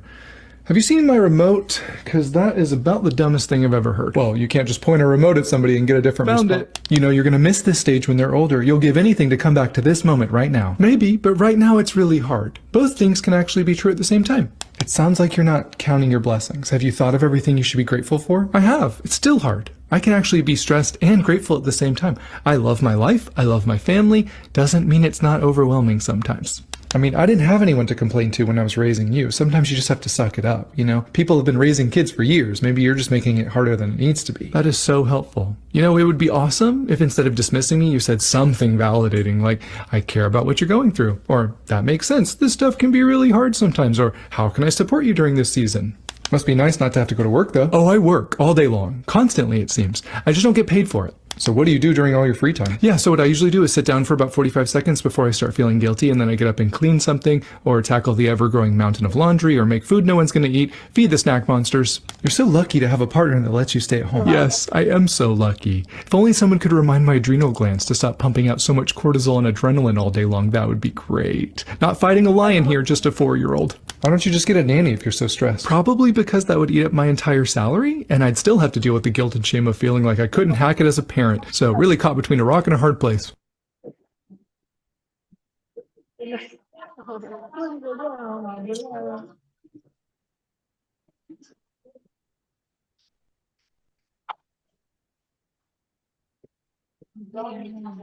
Can anybody make a comment about the video we just watched now?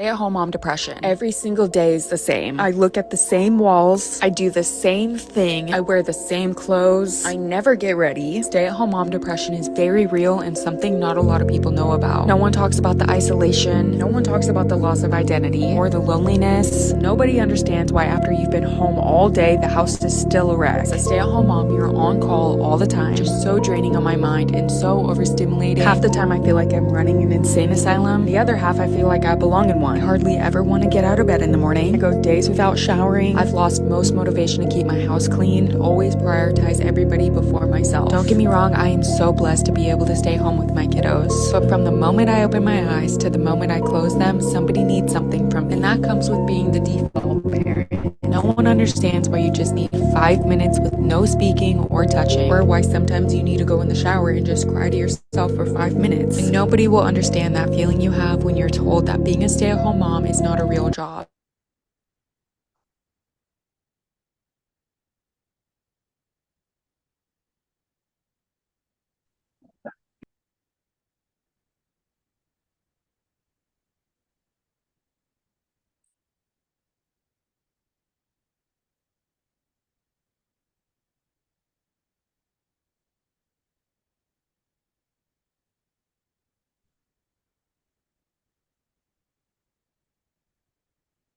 What do you think moms actually need to hear?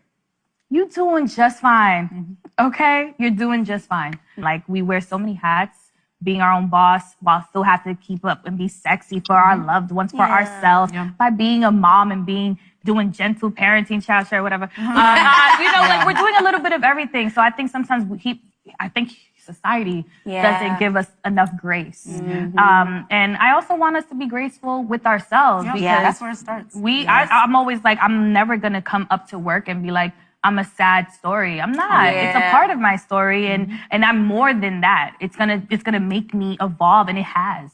So ultimately, I'm not sure why God did it. There was a TikTok. I was like, what would you ask God? I'm still in my asking God phase. And I'm that's still okay. if I'm being transparent, but I know that it really showed me. Wow, you're insane. Like, you can literally you're capable of so many things. So you're doing just fine.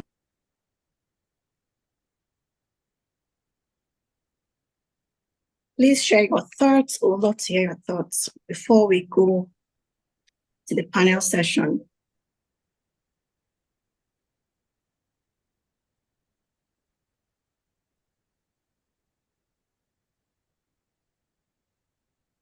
Would anyone like to share? Or should I be calling names now? Amaka, would you like to share?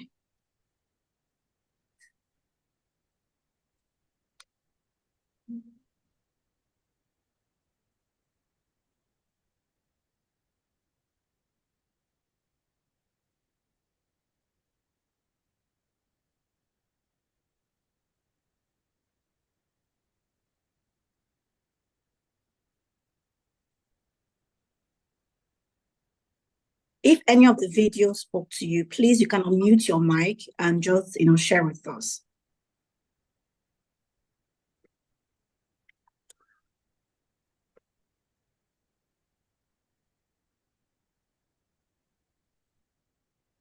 Hi everyone, can you hear me? Yes, we can hear you. Okay, good evening everyone. Thank you everybody so much for today's session.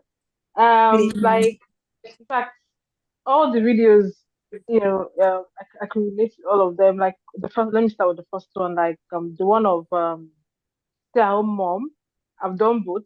Like, I've done on both. I've been on both sides really, so I can relate to the fact that, when it comes to being a stay-at-home mom, it's difficult really, because people don't really, I don't know. I just feel people downplay it a lot. Like, you are home now, so what's the big deal? You do the normal thing, do the dishes, take care of the kids, and normal things and all that. But nobody gets to talk about the other parts where you are that monotony that leads to finding yourself somewhere that you don't want to be mentally, True. it affects your mental health. Do the same things every day, nothing fun, just the same routine, 7 a.m. is time for this, 12 noon is time for this, 2 p.m. is time for school run, and the list just goes on and on. So I just wanted to just say a big shout out to all those people that are doing this same routine, and it seems like nobody's understanding where you're coming from when you speak about it, and just trying to encourage all of us.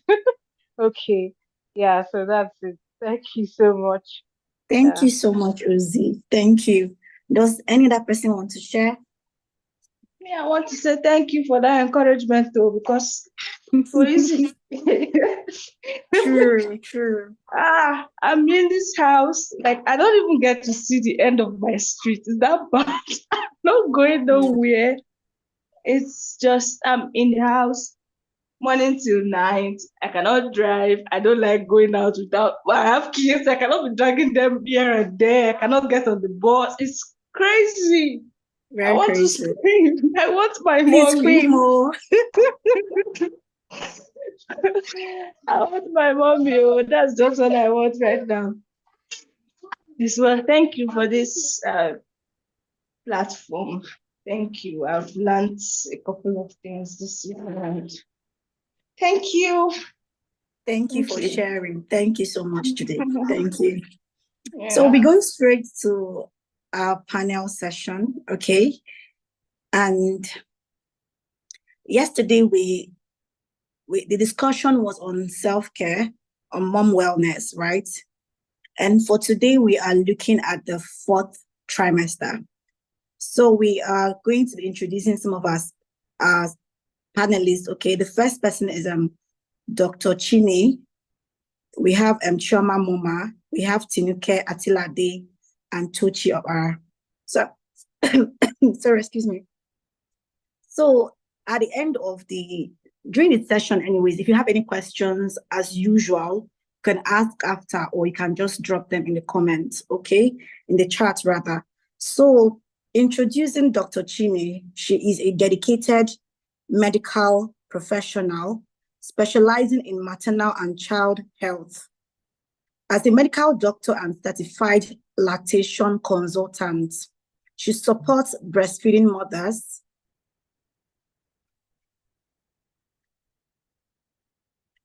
she supports breastfeeding mothers and ensures infant well-being. Her journey began as a first-time mother and medical doctor in the NHS and a health service executive, where she recognized the importance of breastfeeding, education, and support. Driven by a desire to help mothers and babies, she founded the Breastfeeding Doc and the Milk Booster, offering lactation consultation, infant feeding assessment, and tongue-tie management services. She also established Milk Bank Nigeria, providing safe donor human milk to infants in need. With certifications in lactation consulting, and advanced clinical skills, Dr. Chini is committed to empowering mothers and promoting maternal and child health globally. Her mission is to ensure every mother receives the support needed to nurture a child and every baby thrives with the benefits of breastfeeding. For Chioma Momo, she is a public policy lawyer, author, parenting educator, and coach. She holds a law degree from Obafemi Awolowo University and advanced degree from Anglia Ruskin University and the University of Exeter. She founded Let's Encourage a Reading Nation, Learn, and serves on the board of several organizations, including the Association of Children's Author and Illustrators of Nigeria, ACANE. As author, she has written several books, including First Day at the Big School and Choosing the Right Uni. She's a public speaker on family life, parenting, gender and education, and mentors women and parents. She is a wife and a mother of 4. And also on the panel is our very own convener, Tochi Obara. who is a mom of 3, a public servant and a voiceover artist, an entrepreneur, and now the convener of Momstress Symposium. She is dedicated to assisting young mothers in managing stress and taking control of their activities, prioritizing their needs guilt-free, and living a happy and fulfilled mom life. She accomplishes this by sharing genuine, valuable content and relatable experiences. She also is the brain behind Mom's Day Out, a premium curated stress-free package for moms to take breaks from mundane tasks to network and have fun. We also have on our panel,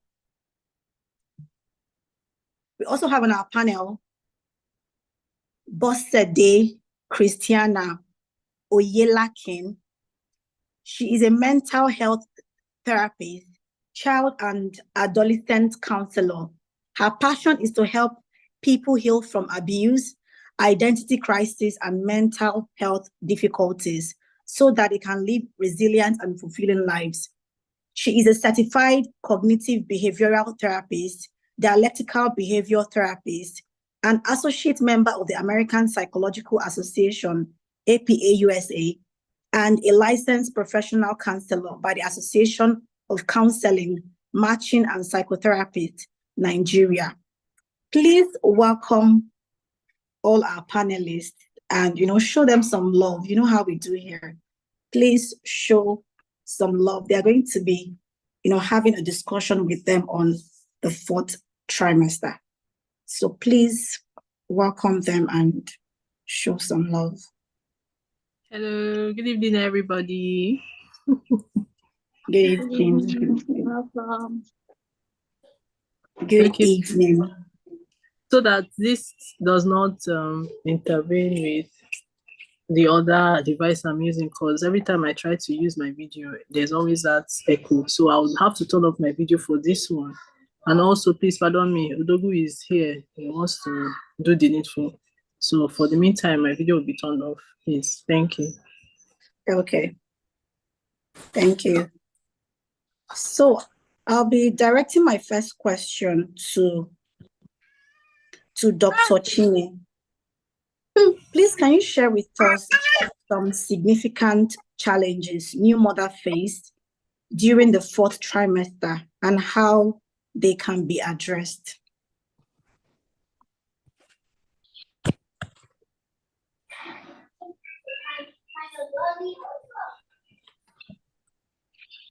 Okay, can you hear me? Yes, we can. Okay. Good evening. Good evening. That's fine, thank you. So please can you just repeat the question? So The significant. question is, can you mention some significant challenges new mothers face during the 4th trimester and how they can be addressed? Okay. So there is a lot of challenges. Most common one really is the feeding of their baby. So one of the things that can make a new mom feel like she has failed at what she as her primary duty is being unable to have enough breast milk for her baby. And this is why mothers you see moms that they start feeling overwhelmed with the whole experience instead of having like the peace, the joy, all of those emotions that should come with a new baby. Most of these moms are stressed. The other things that can happen, and this one like happens to like a lot of women, is just having like the baby blues, where this postpartum blues, where a mom is crying, is emotional, is hormonal. So these factors, this is like something a mom cannot control. Her body is trying to readjust back to the way her hormones are meant to be balanced. And some are more than the other, causing this reaction. You can see a mom crying. And then another thing is like support system. So especially for first-time moms, there is a lot going on. So aside from their hormone, trying to work on them, aside from struggling to feed a new baby, support system. So when a new mom or a first-time mom does not have any support system, people that would give her the chance to take that break, to take a breather, to sleep. When a new mom is burdened with all that she was doing before baby came, these are, so just to not take too long of a time, these are like a few things that really can affect a mom and stress her during those early postpartum times. Thank you so much. So I would like to, get your perspective, Chioma. Please, is there something you can add to this? What other challenges do you think that new moms face in the fourth trimester? Hi, it's great to be here. Hi, Great to see welcome. everybody. I'm especially excited to meet Milk Booster. Who is Milk Booster? Is that Favor? Dr. Chini. Dr. Chini, honestly, I needed you when I had my children, and I'm so happy to I love what you do, because that was like my biggest thing, was breastfeeding. Because a new mom, I wanted to do exclusive. I was so excited. At the first time I tried to nurse my son, I was like, what? The pain, it wasn't easy. And if I remember my sister being with my sister, look, this thing is not by force. I beg, let's give this baby formula and let's rest, because obviously you're in pain, it's not working. And then I had a lactation consultant who now came and showed me what to do. Your nipples are inverted. So thank God I was in that environment at that time where I got that information, because if I was at home with my mother, who did not understand what I was even doing with all the exclusive thing, I would actually not have. It wouldn't have worked, because she would have said, look, this is not working, leave this thing, let's give this child, formula and rest. So, in fact, that was what made me, I now came back home and said, okay, you know what, I will start helping other mothers and talk about these issues. So that was a big one for me. And not, thankfully I had someone to talk to. A lot of people don't have that. Sure. And before I had that person come, for those days I didn't have anyone, I wasn't happy, because I was like, oh, this is what I plan to do, is not working out. So that breastfeeding, I know there are many mothers who have gone through similar. I've gone to see people in the hospital even now, and I see them struggling. I'm like, oh, look at this, hold the baby this way, do it this way. And thank God, at times I'm there to help. But there must be so many mothers who have gotten frustrated, misunderstood, and they're like, no, this is just not working. In fact, this is a terrible idea. So that's one thing. Another thing that is really terrible, and gives a lot of people issues, is the whole in-law situation after you have a baby. Like in some cultures, you have your mom, come and stay with you and help you. And in some cultures, you have your mother-in-law come and stay with you. And just imagine having somebody, you just had a baby, maybe it's your first child, and your mother-in-law, maybe you guys are not even close, so you're still trying to understand each other, and then she comes to your house, maybe she even comes with her husband, and they're waiting, and they're expecting you to wait on them. I had a friend, I remember them, she said that she was like a zombie, because she was the one looking after her parents-in-law, that she would not sleep, that she would cook for them. When she's making the morning food, next to the time for lunch, what are we eating for lunch? Our wife. Then she was always, it was terrible. So just imagine, so she was actually really depressed, because she was trying to understand her new life as a mother and dealing with in-laws, always in the kitchen. My goodness. So those are some of the things. So the societal pressure on one to conform and to expect that, oh, you know how to behave, and in Nigeria, everybody has an opinion. If you're carrying the baby, say, see the baby's head, do it well. So just having to deal with people. Why are you outside with your baby? That baby is too small. Go back home. They don't know your situation. They don't know that maybe you don't have anyone at home to stay with that baby. So those are some of the things that we do. We're dealing with the society. We're dealing with in-laws. We're dealing with our own, our bodies changing. As in nothing. Thank God I was, like I said, for breastfeeding, I overread. But even with all the reading, I was not prepared for the engorgement signs, for how big my breast became, for the leaking breast, for people judging me when I try to breastfeed. A lot of things that you're not prepared for. And if you don't have to deal with baby blues and depression, as a whole different ballgame. So there's a lot. I'm so happy we're dealing with this, on this panel, because these are issues that really make one begin to question themselves and think, am I a mother? Am I a fit mother? Can I do this again? So yeah. Thank you so much, Ma. Thank you for that. We'd love to hear Bosede. Please, can you join the conversation from your own perspective? what do you feel are some of the challenges that new moms face in the 4th trimester?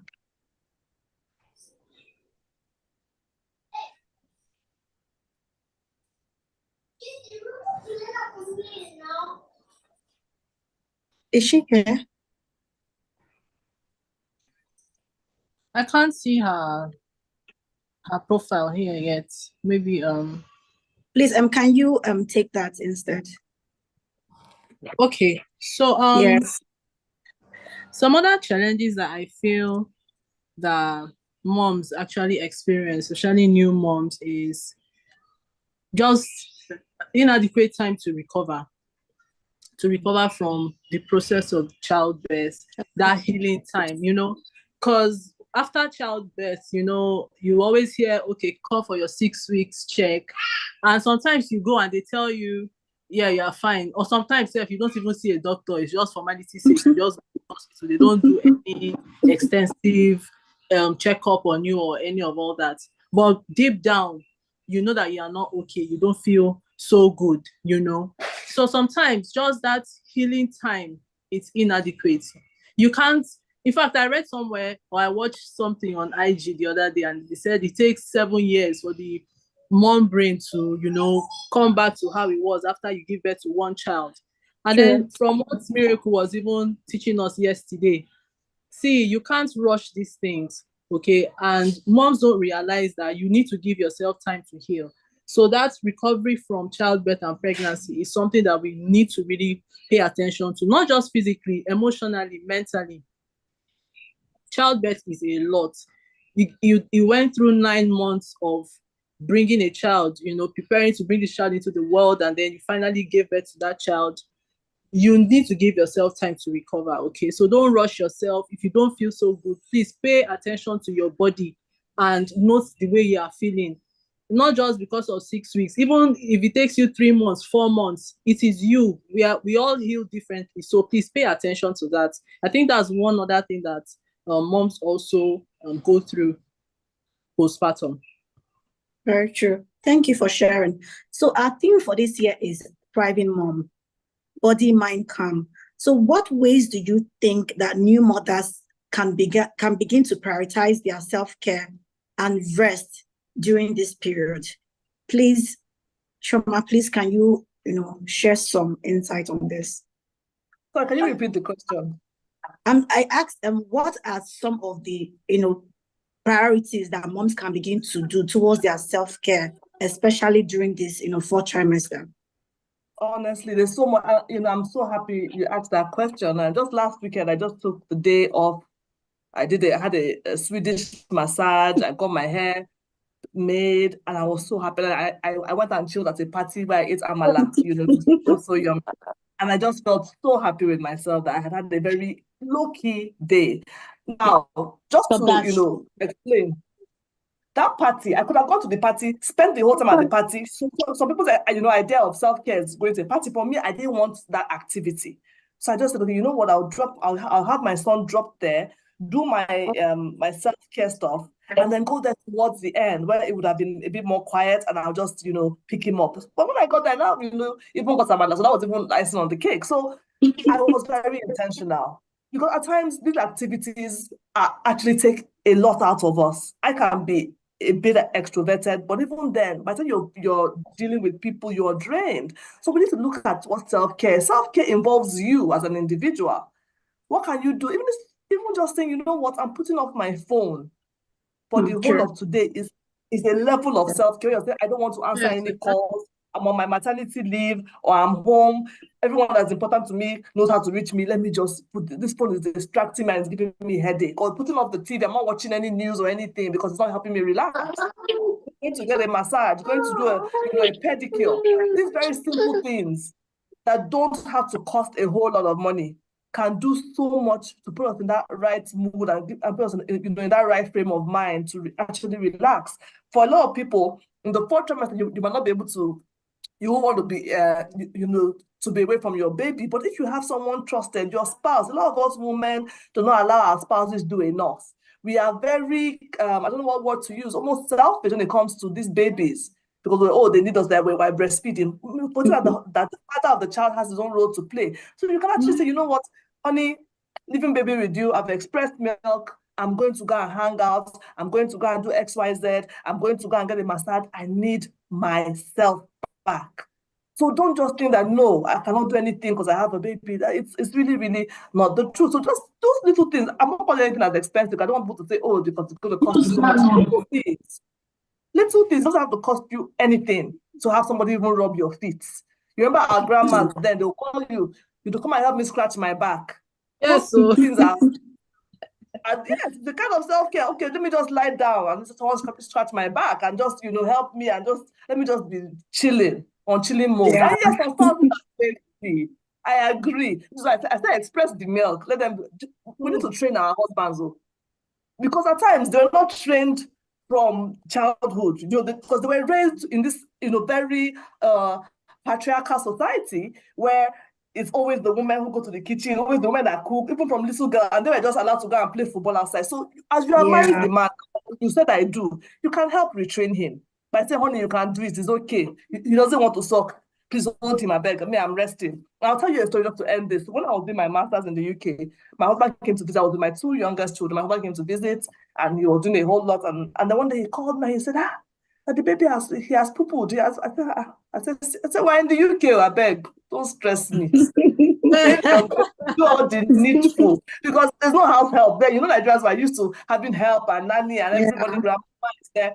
There's no one to do it, so you're going to do it yourself, honey. And he was up to the task. He did better than he was making food that I had never seen him make. So we're the ones that allow our men to get away with things, to be honest. Even if at first they're not used to it, we can encourage them and say, honey, you're doing a great job. But for us, at times we sabotage these men. They have this learned helplessness. But they will now say, when they even try to do it small, they say, the man holding the baby well, bring him. He won't carry the baby. He'll say, I beg, just carry your child, let me rest. So that's it. Self-care is Somehow about we're you. also contributing. Yes. We're contributing without even realizing we're sabotaging their efforts without even realizing. Yes, some of them are really lazy, but we can help, honestly. And make sure that self-care is you. Leave the children. Before the children came, you were there. Allow them to help you. And then of course, you have your support system. So yeah. Thank you so much. Chinima, Dr. please, Chini, I'd like to, okay. Hold on, please. Sorry. I'd like to just add something to what she said. Okay. Especially when talking about help, our partners helping us. Sometimes we are also the problem, mothers. Somebody will offer you help, you will not take it. You will say, I want to do it by myself. Meanwhile, instead of you to use that opportunity to go and rest or to attend to something else, you would insist on being the one to do it by yourself. So please, let's use this opportunity to unlearn that behavior and learn this one now. Please, when somebody offers you help, what can I help you with? Or I want to do this. They don't even have to do it perfectly, like we always say, nobody's perfect. Take the help, no matter how little it comes. If they want to hold the baby, let them hold the baby. You have by God's grace, more than 20-something, 50-something years to be with your child. Please, that little time, don't be a baby holder. That little time that they also want to have the opportunity to hold the baby for you, let them hold and go and sleep, okay? And then one other thing I also want to add is, as cliche as it sounds, and most people most times don't listen to this simple truth, is sleep when the baby sleeps. This thing, it has helped me a lot of times during all my pregnancies, especially this last time I had to do, because I used to hear that boys are extra. Yes, they are extra. I would say it. Please, you don't have to, you will say, okay, when do I now have to do my chores or cook or all of that? It's not only when the baby sleeps that you can do everything you want to do, okay? And again, you already know how long your baby sleeps.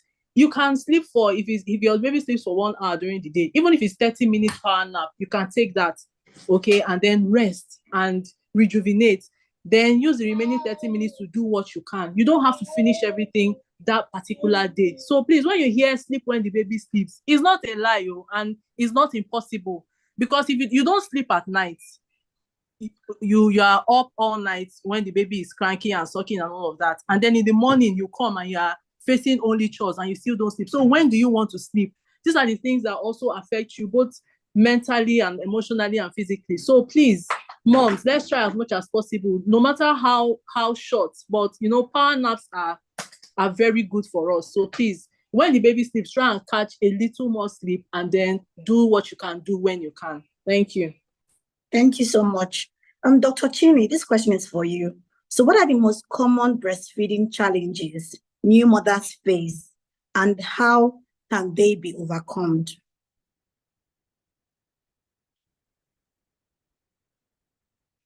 Okay. There's quite a good amount of them. So starting with, I mentioned before, milk supply.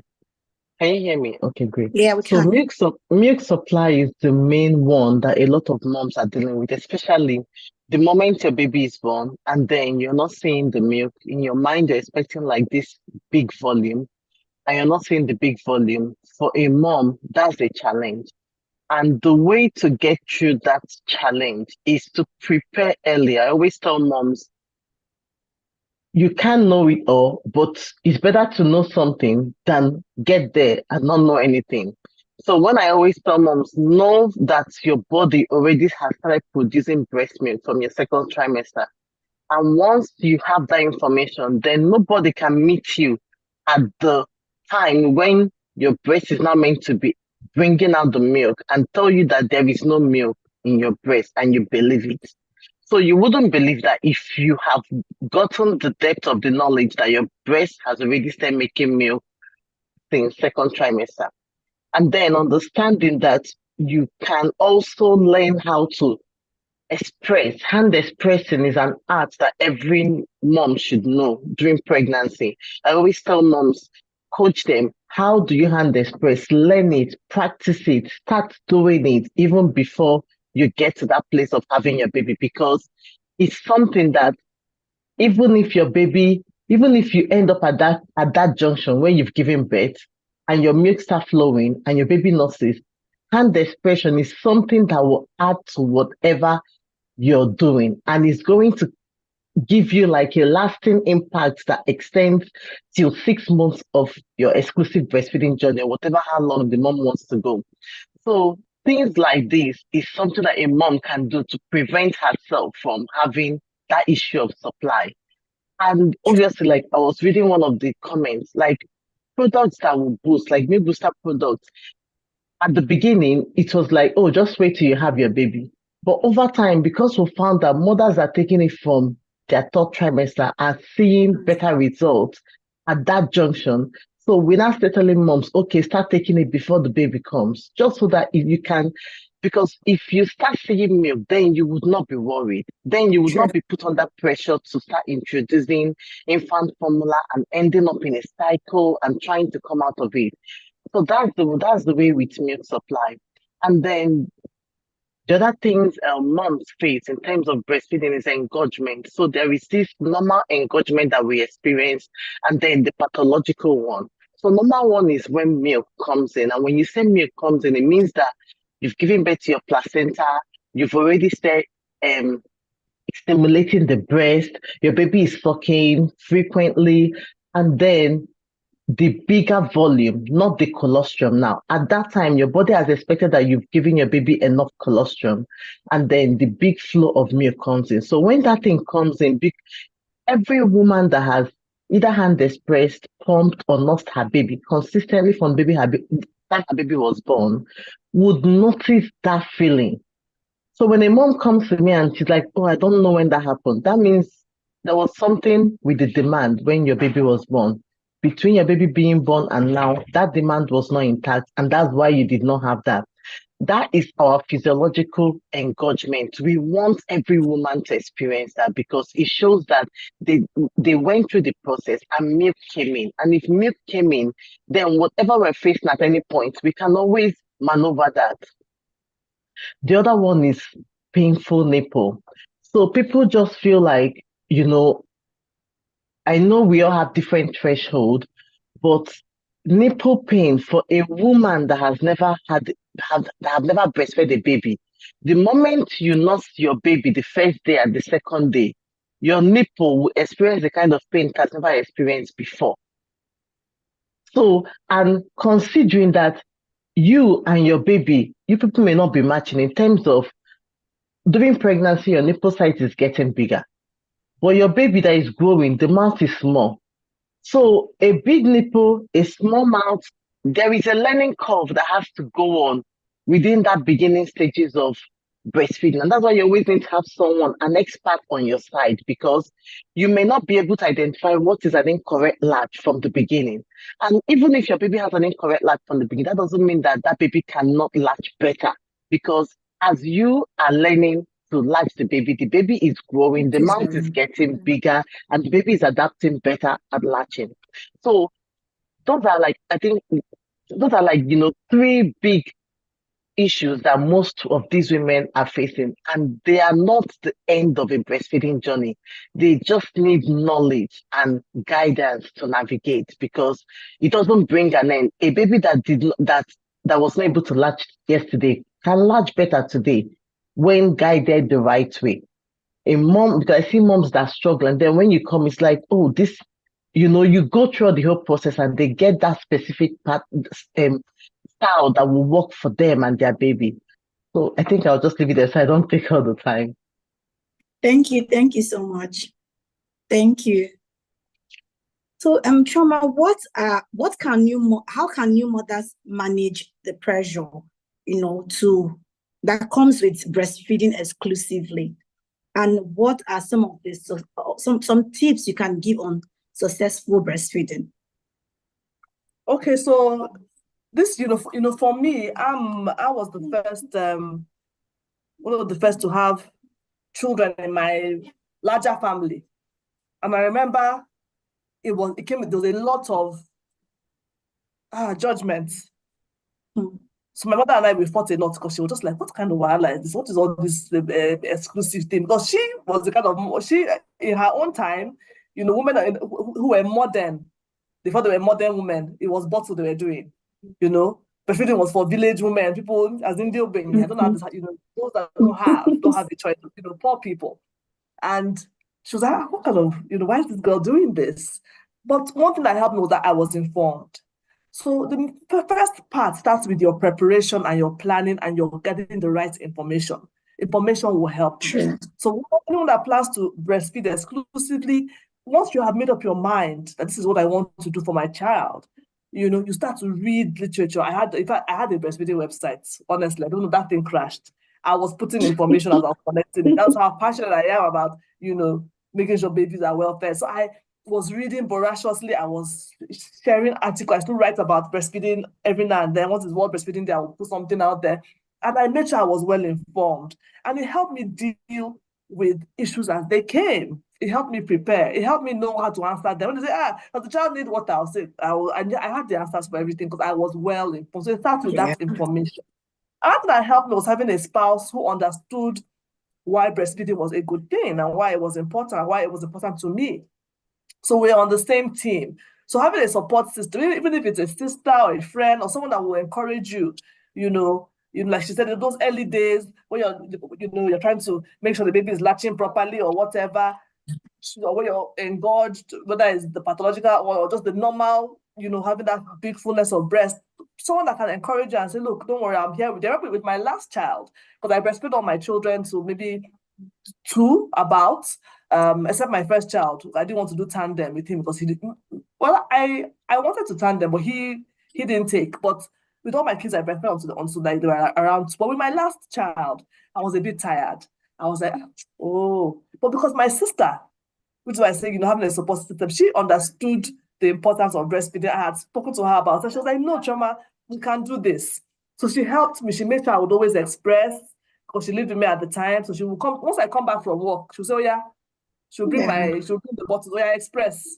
Not that you're full, come and express, and let's keep your milk for tomorrow, because I was leaving the baby at home. So I had that support. I had people who understood the help I had at that time. She bought into it as well. So she too was on that team. Hey, mommy is breastfeeding. Let's all, all hands on deck. We need more milk to live in the house. So having that support system was such a great thing for me, and it helped me on that journey. Having the right information, education, and having that support, because people will judge you. I think breastfeeding is more popular. When my oldest were, I was judged to say, look at this big man. That's, a child of 6 months is breastfeeding. They'll be saying, with all his teeth, he's breastfeeding. People will look at you, people will make comments, people will say all sorts of things. But for you to just know, look, this is why I'm doing it. Nothing else matters. The comments don't matter. The ignorance doesn't matter. What is important to me is giving my child this nutrition. Okay. Oh, they still do. That's so interesting. 2024. That's ridiculous. But anyway, the judgment. But I had to make sure, and I made sure I didn't come from this sense of self. Oh, me, I'm better than you. But Yeah. you've chosen to formula feed. That's fine. But this is what I want to do. And this is why. If you want to know, this is why. And and tried and tested. My oldest is almost 21. No allergies in my family. They hardly fall sick. I knew I had done the best for them nutrition-wise at that time. So that having that information really helped me be steadfast. Because my mother, if anyone knows, my mom was that typical mama who would try to boss you around and everything. And she was like, what is wrong with this girl? Why are you being so steadfast? And to be honest, because I stuck my ground, because I stood my ground and I said, this is what I'm doing. By the time my second child came, she was like, oh, Mama, well, I think, this thing is even good. Hey, if you see the way her milk flows, she was converted, and she was the one telling people, hey, advocating, she was advocating. She did that this breastfeeding thing. Well, so you need to be able to stick up for what you want. Why? Know the why. The why is always important. Why am I breastfeeding? Is it just because I hear it is the thing to do? Or because I understood that this is the best nutrition I can give my child? For cow milk cow milk is designed for cows, with all due respect. That's just the honest truth. And it's a substitute when you do not have your own milk. But if you have your milk, that is what it's for. Another thing that helped me too was to educate people. And look, all those folk tales about, oh, if you breastfeed, your breast will fall, this one, that one. I was able to dispel all those things by telling people, look, that's not true. There are other factors that affect the elasticity of your breast. If I have people who have not breastfed for one day, whose breast has fallen, just by them getting pregnant or whatever, and just the shape of their breast, the breast has fallen. So it's not about breastfeeding. It's not about that. Those things. I know people. In fact, using myself as an example, honestly, I can't say it did anything to me, to be honest, at all. So just to give people that education, look, it's not about these things. So you do yourself having the right education, knowing what to do, because that education helped me know what to do when I was having flow issues. I said, okay, my flow is low. What do I need to do? Then I didn't know have milk booster, but I knew that, okay, if I get fenugreek, it could help me. If I do this, it could help me. If I do that, it could help me. And those things did help me until my flow was well established. So information is key. Knowing what you want is key. Being steadfast is key. Having a support system is very key. And if you don't have a support system, stand your ground. The rewards are well worth it. Wow, that was profound. Thank you. So know your why, be informed. So let's look at resources. Tochi, what resources are available to support breastfeeding mothers? Well, thank you, Chidima, for that question. We have one big resource here on the panel. This panel. Yes. The Milk Booster community is a huge resource for every breastfeeding mom. In fact, and then whatever information you need, she shares a lot of information there. She also, by the special grace of God, has launched that very big business, the Milk Bank. So yes. You need to do that. Even on IG, if you Google or type in some of all these keywords, you'll see so many online communities, platforms where you can get good information, good products, breastfeeding products. Milk Booster has good products that can help you, increase your milk supply. There are so many communities, and in fact, if you just do your own research, you would find them everywhere. Sorry, just to add something quickly. There's a story I like to share to encourage people. When I had my youngest, he was ill when he was 2 weeks old. He had a serious infection, and a 2-week-old, that's a newborn. So everybody was really scared. They were running up and down. This was in the US. You know how they are when it comes to health. So everybody was like, hey, they were doing all sorts of things and all that. And the first question they asked me is that, Mama, are you breastfeeding? And I said yes. And they were like, fantastic. That is going to help a great deal in making sure he's fine. So I'm so happy that you're breastfeeding. And that was the doctor. So the science is there, the science is there. And once you're convinced of it and you understand it yourself, you know that that's really the best thing you can do for your child. Thank you. So, Dr. Chine, Are there other resources that you can share that are available, to new moms? So I would say, so I would say, like, educational content. I try my best, to be honest, it's not easy, but like moms need to just get educational content and then be in a community of other moms. Don't do this journey alone.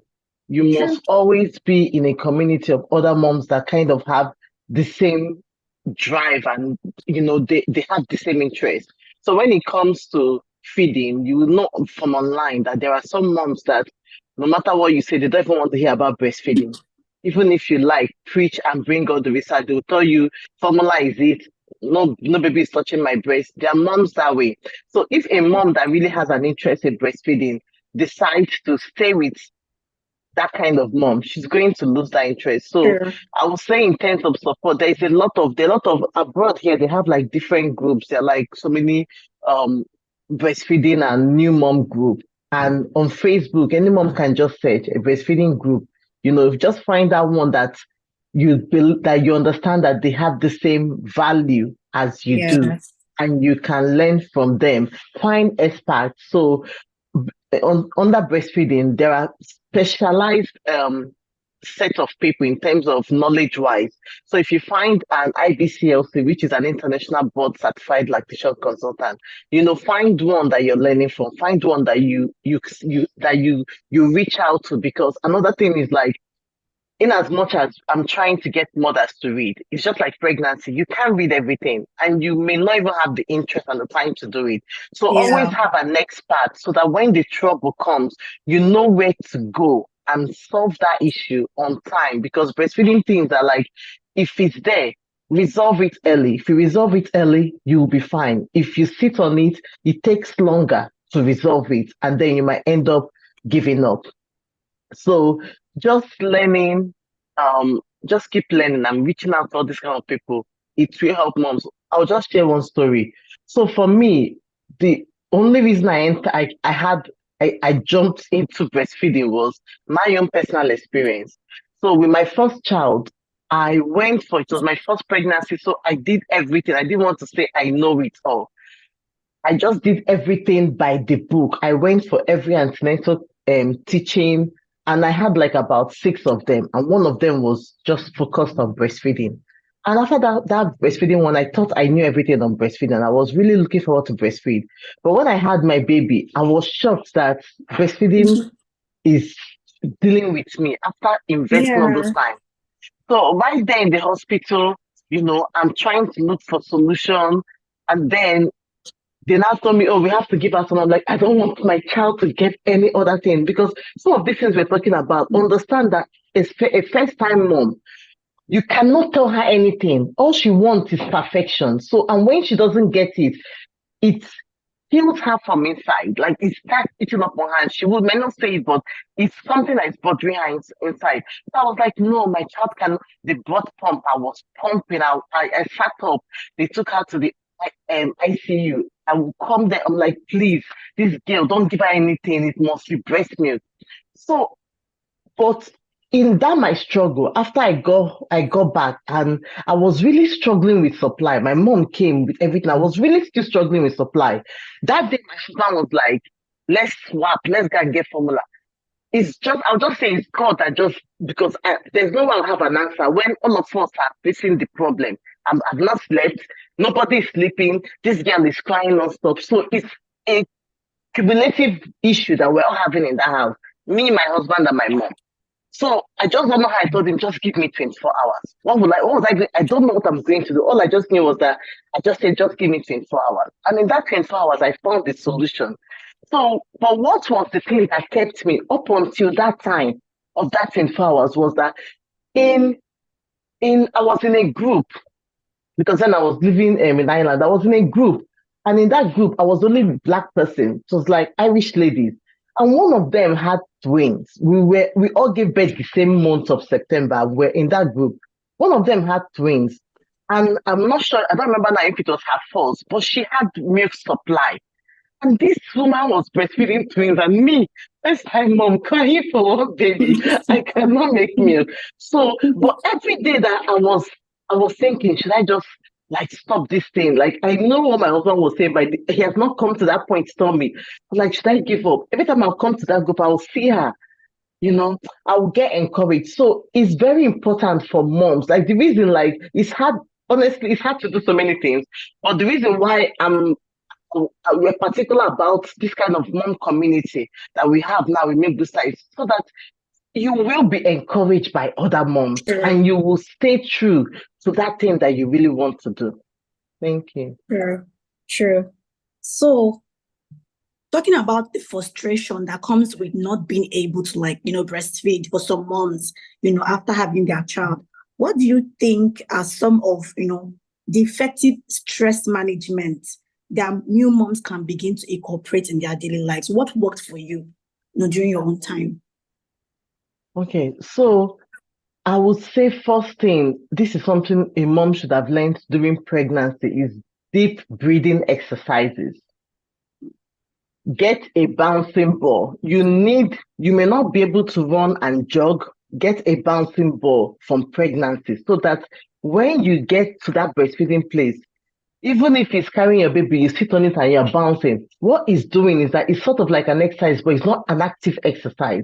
And it's going to release those good hormones in addition to what breastfeeding will help you, because they really are like the oxytocin. Those are like hormones that we make a lot of it while we're breastfeeding, and they impact our mood. Right?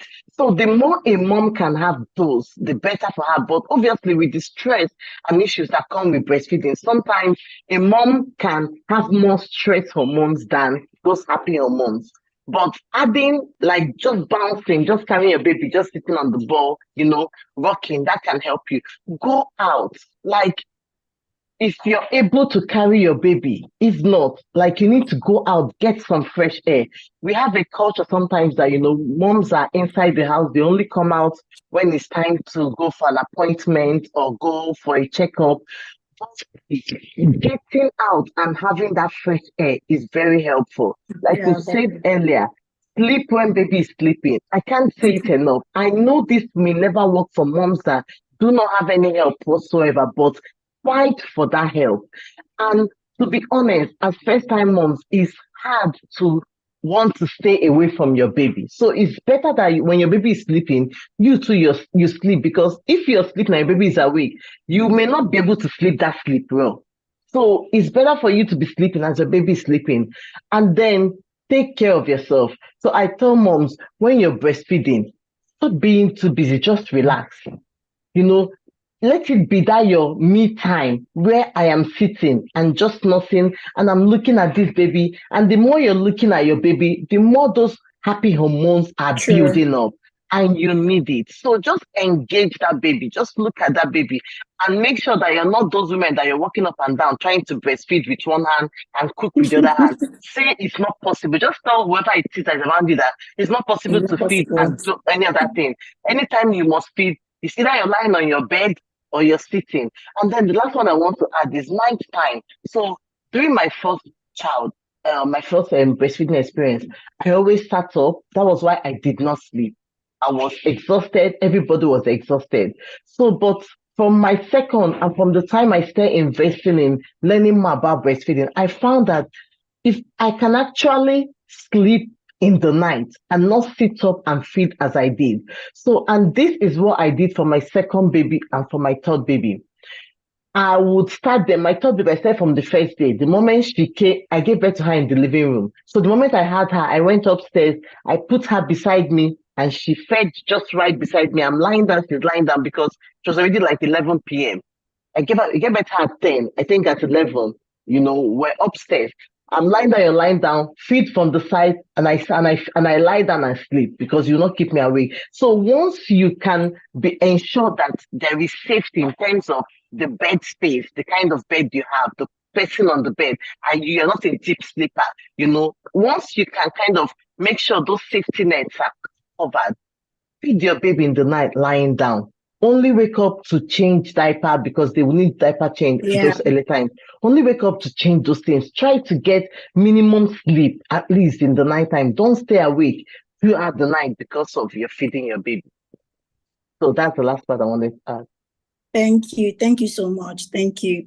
So let's look at anxiety and depression, for new moms, because I mean, this is the reality. So Chioma, what do you think are the most common signs and symptoms of anxiety and depression in new mothers, and how can they be recognized? Okay, some of the things that as a new mom, first of all, there might be this feeling of overwhelm. When you're so overwhelmed, you're like, oh my goodness, I'm not coping. And I like what Chini said about, just, tiredness, you're tired. Those things are things that could actually lead you to have anxiety and depression. And then also those feelings of perfection, the world is so visual now. We see these visuals of women doing so many things that, they're hot, everything is working, their bodies are perfect, and then they're fantastic mothers or not, so we still, and we're like, oh, I'm not meeting up, I'm not doing this, I'm not everybody is snatched in like 5 seconds. And we see this unrealistic images of what a new mom is. And so when you start second guessing yourself, looking at other moms and thinking, I'm not doing enough, those could be early signs of anxiety or depression. When you're just thinking, I'm not a good mom, I've failed, I've done this, those are the things that could actually lead you to start getting depressed as a mom. And to tell you my experience, when I had my first child, I put him on a chair and he fell. And I can't forget this, but like I said, he's almost 21. The scream, and I felt so bad. In fact, I said, "Oh no!" In fact, they're going to arrest me for for careless. I was like, how can I do this to my child? How could I be so careless? How could I put? I didn't know that a child at that age could actually move because of the way I propped him up. Which is why it's good to be. You need to be very conscious of what using pillows and all sorts of funny things around your child. Just stuff it around. So I thought, and it just. Thank God my mother was with me and she told me, look, it's okay. These things happen. He's fine. That's what's important. If he wasn't fine, he would have gone to hospital, but he's okay. Thank God. And so those feelings of I'm not enough, I'm a bad mom, or I have failed. I see it happen to so many people. Even you plan that when you give birth, this is how it's going to be. And it's just not, you're not just meeting those images that you've pictured for yourself in terms of your momhood. You can also begin to start, feeling bad. So those are the things you should recognize. You should always tell yourself, I am enough. I am enough. I'm doing the best I can. I always encourage moms. I have this online community for moms of with different ages from toddler to teenage, and I always tell them, look, you're doing well. You must encourage yourself and say you're doing well. So even as a new mom, unless you're actually careless and laissez-faire and you just don't care, you're making some effort. So once you start feeling I'm not doing enough, I'm that mom guilt feeling. There's the normal minimum mom guilt that most moms have. When it becomes heightened, you need to watch it. When you start having bad feelings towards your baby, you start feeling negative feelings towards your baby, you need to get help. You need to call someone and say, look, there's something going on. I don't know what's happening here, but I'm not happy. I feel this way. In fact, I feel like shaking this child. I feel like leaving the child and walking out. When you start having those feelings at the early stage, once they come, recognize them for what they are. Don't just say, oh, it's normal. Everybody has baby blues. I didn't have baby blues, to be honest. I can't say I did, so I can't, don't recognize what that is, except from reading about it. So don't just say, oh, this is normal. Ask for help. Thank God for communities. When you were talking about the breastfeeding, I did not have any of that at all. I cannot even lie to you. There was nothing. If I did not know, I wasn't sure I wanted to breastfeed, because none of my friends, nobody in my circle was breastfeeding. They all used to laugh at me, make fun, so I'll make fun back at them and continue my breastfeeding. You need to build grit and confidence in who you are as a mother. Because sometimes you just will not have that help that you need. Thank God the help is there. And thank God the communities now where you can actually see people that have like minds. But you won't always have that as a mom. So those things that make you're thinking, oh, you're second guessing yourself, or please, once you see any sign that you're feeling that I'm not enough or I'm not doing well enough, talk to somebody. Thank God for the groups we have now, the communities we have now. Thank God for the parents, educators. There's a time it was not even, it wasn't possible. But thank God for people who you can call. I have people call me in and say, this is what I'm going through. Is this normal? I'm feeling this way. And someone that can actually guide you, talk to you. We have professional certified people. We have those who are not certified. We have all sorts of people who can actually give you that guidance and say, look, you know what, you might need, or yeah, come over. Maybe you need a break. Thank God if you have your mother alive and you have support, please take advantage of that help you have. It's better you accept that help now than wait until you're so stressed, you're so stretched, you're at your wit's end and you break down. It's happened to so many women because they're trying to speak to this picture of perfection, and there's nothing like that. There's no perfect woman, there's no perfect mother. We only see the nice parts that the internet wants us to see or the books want us to see. Nobody sees, the behind the scenes, because nobody needs to show the behind the scene, but that's real life. People have their struggles as moms, people have their moments of self-doubt, but don't let it linger. At the earliest signs, you're tired, you're always, you're just always sleeping up at the wrong time. Because those, having a newborn is extremely exhausting. So those first few weeks, they're exhausted. You need to make sure, accept help. I love that because that's the best advice you can get. If anyone is offering you help, accept. When I had my last child, my mom was already gone by then. Somebody called me and said, oh, my cousin, wants to come and, stay with me from Canada. She was a mom. The way I screamed yes, I was like, please let her come. She come in. Because I knew I was in the US. I didn't have anyone around. I knew I needed that community. I knew I needed someone to help me. And I grabbed the help, with my full chest. And I was like, yes, please help me. Let me sleep. Let me have someone that will bath me. Let me have someone that will, and she was a mom herself, so she had that experience. So please, let's not second guess ourselves. You're doing well. It's not easy for anyone. Call, pick up the phone. If you have a group, fantastic. You see other moms that have children the same age. Ask questions. I'm feeling this way. Is it normal? Is there something going on? And once you have those feelings, please get help. Help is available now more than ever. It's so amazing. There's so many resources. There's so many people you can talk to. There's so many people that can actually help you and make sure that you do not do harm to yourself or your child. So yeah. Thank you so very much. Thank you. So Tochi, let's talk a bit about routines. How can new mothers establish a daily routine and prioritize self-care and baby care?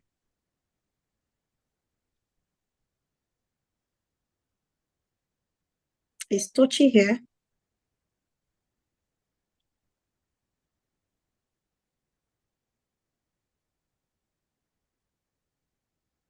Dr. Chini, please, can you take the question? Okay, okay. So I was asking, how can new mothers establish a daily routine that prioritize self-care and their baby care? Okay, so thank you for that question. So one basic thing that I feel that new moms can do, please can you hear me?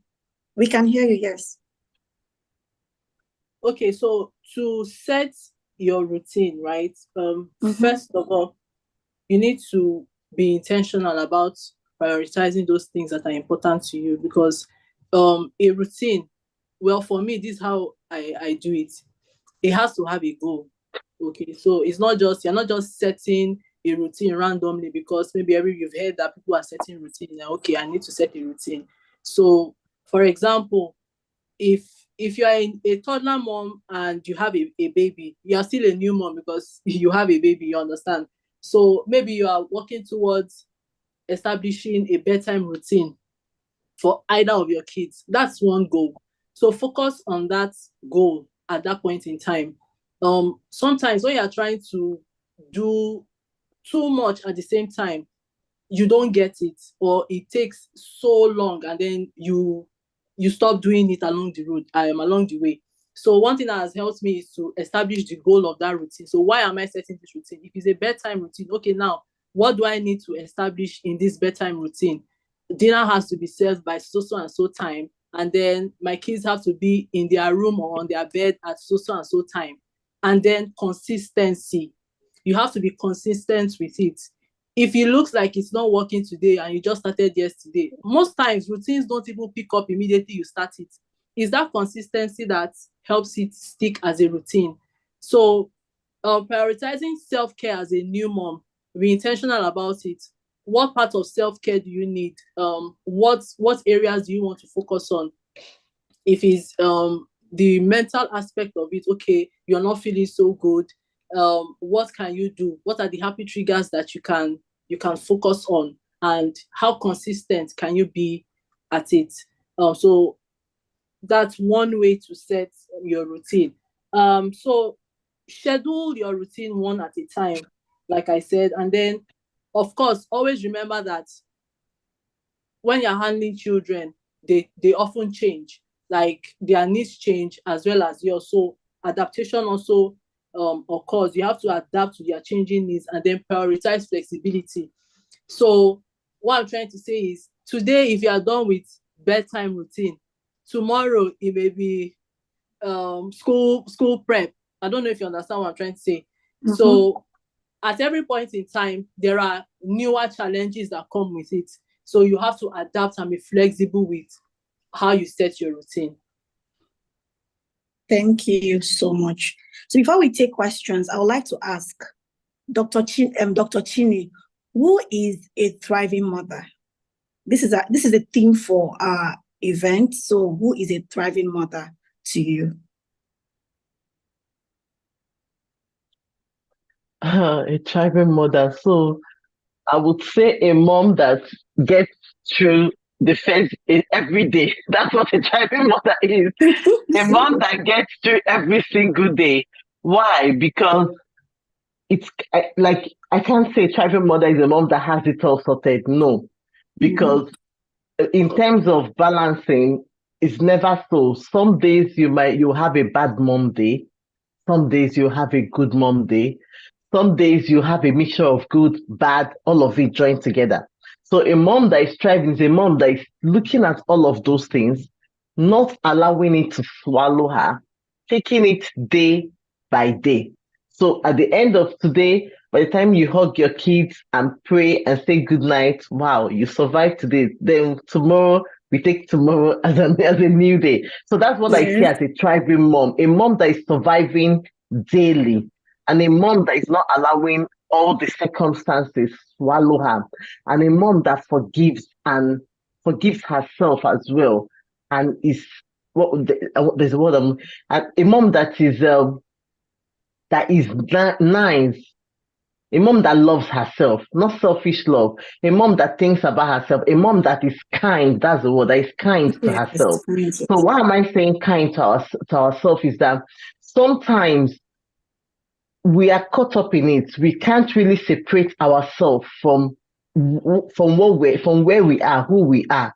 So we get caught up in the nitty-gritty, and sometimes it makes you dwell in regression. You start regretting things.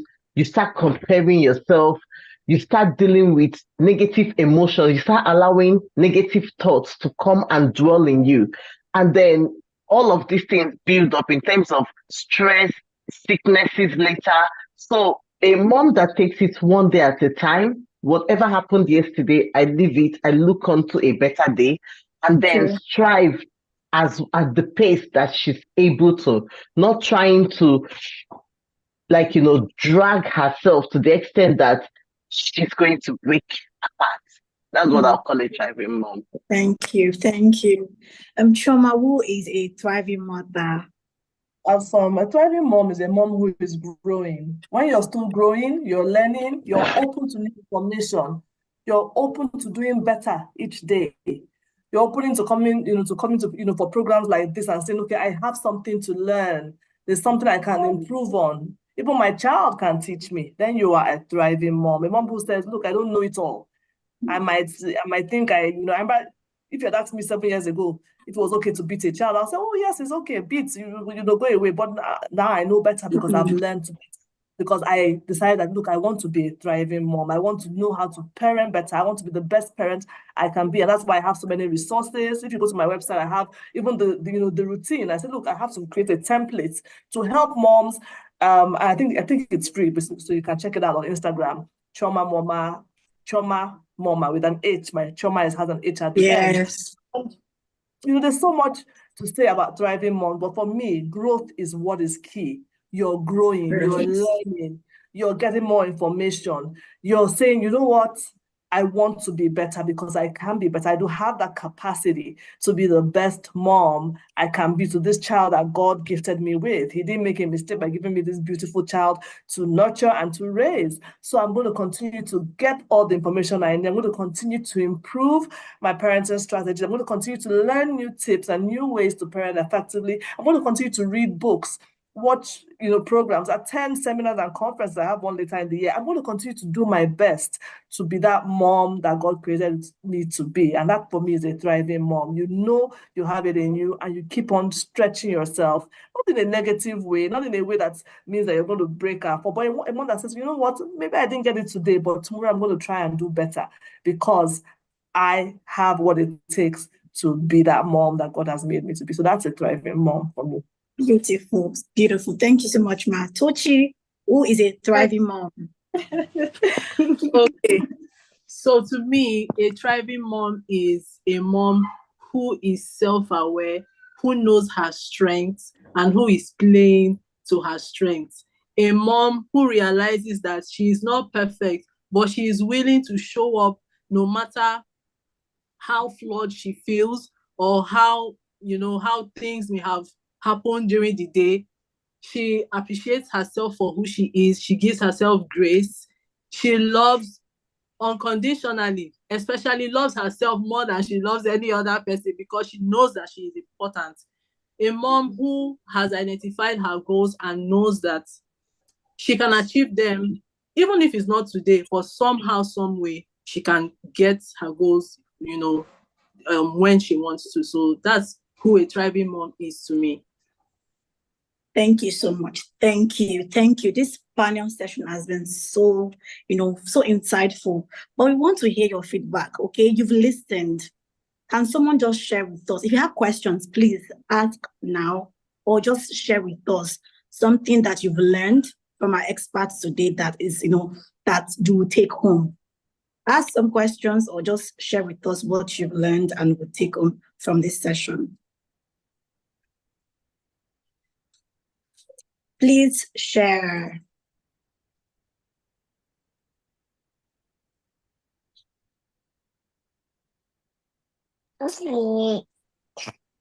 Hello, good evening, everyone. Hello, good evening. Evening. Good evening. Apologies because you'll be hearing my son's voice It's amidst fine. my It's fine. conversation. It's fine. It's so good that women are thinking to, encourage each other.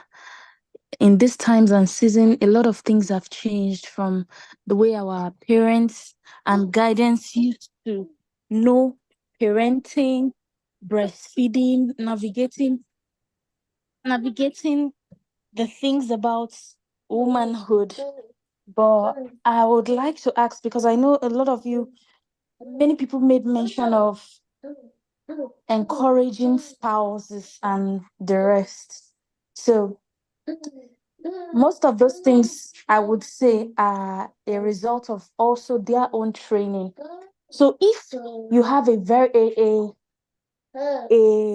learned spouse, but is not so parenting in nature, who believes that everything is supposed to be done by the woman, or who takes it as a traditional norm, maybe it's an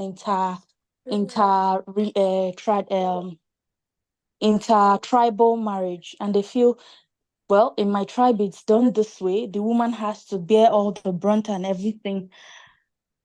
How do you, and you're not in an environment whereby it's where you have all your siblings around or people you can beg to come and help. It's just like someone was talking about when she was in the US and when she gave birth and someone opted to help and she said, well, without pleasure, please come. So if you are not having those advantages, how do you navigate towards such situations?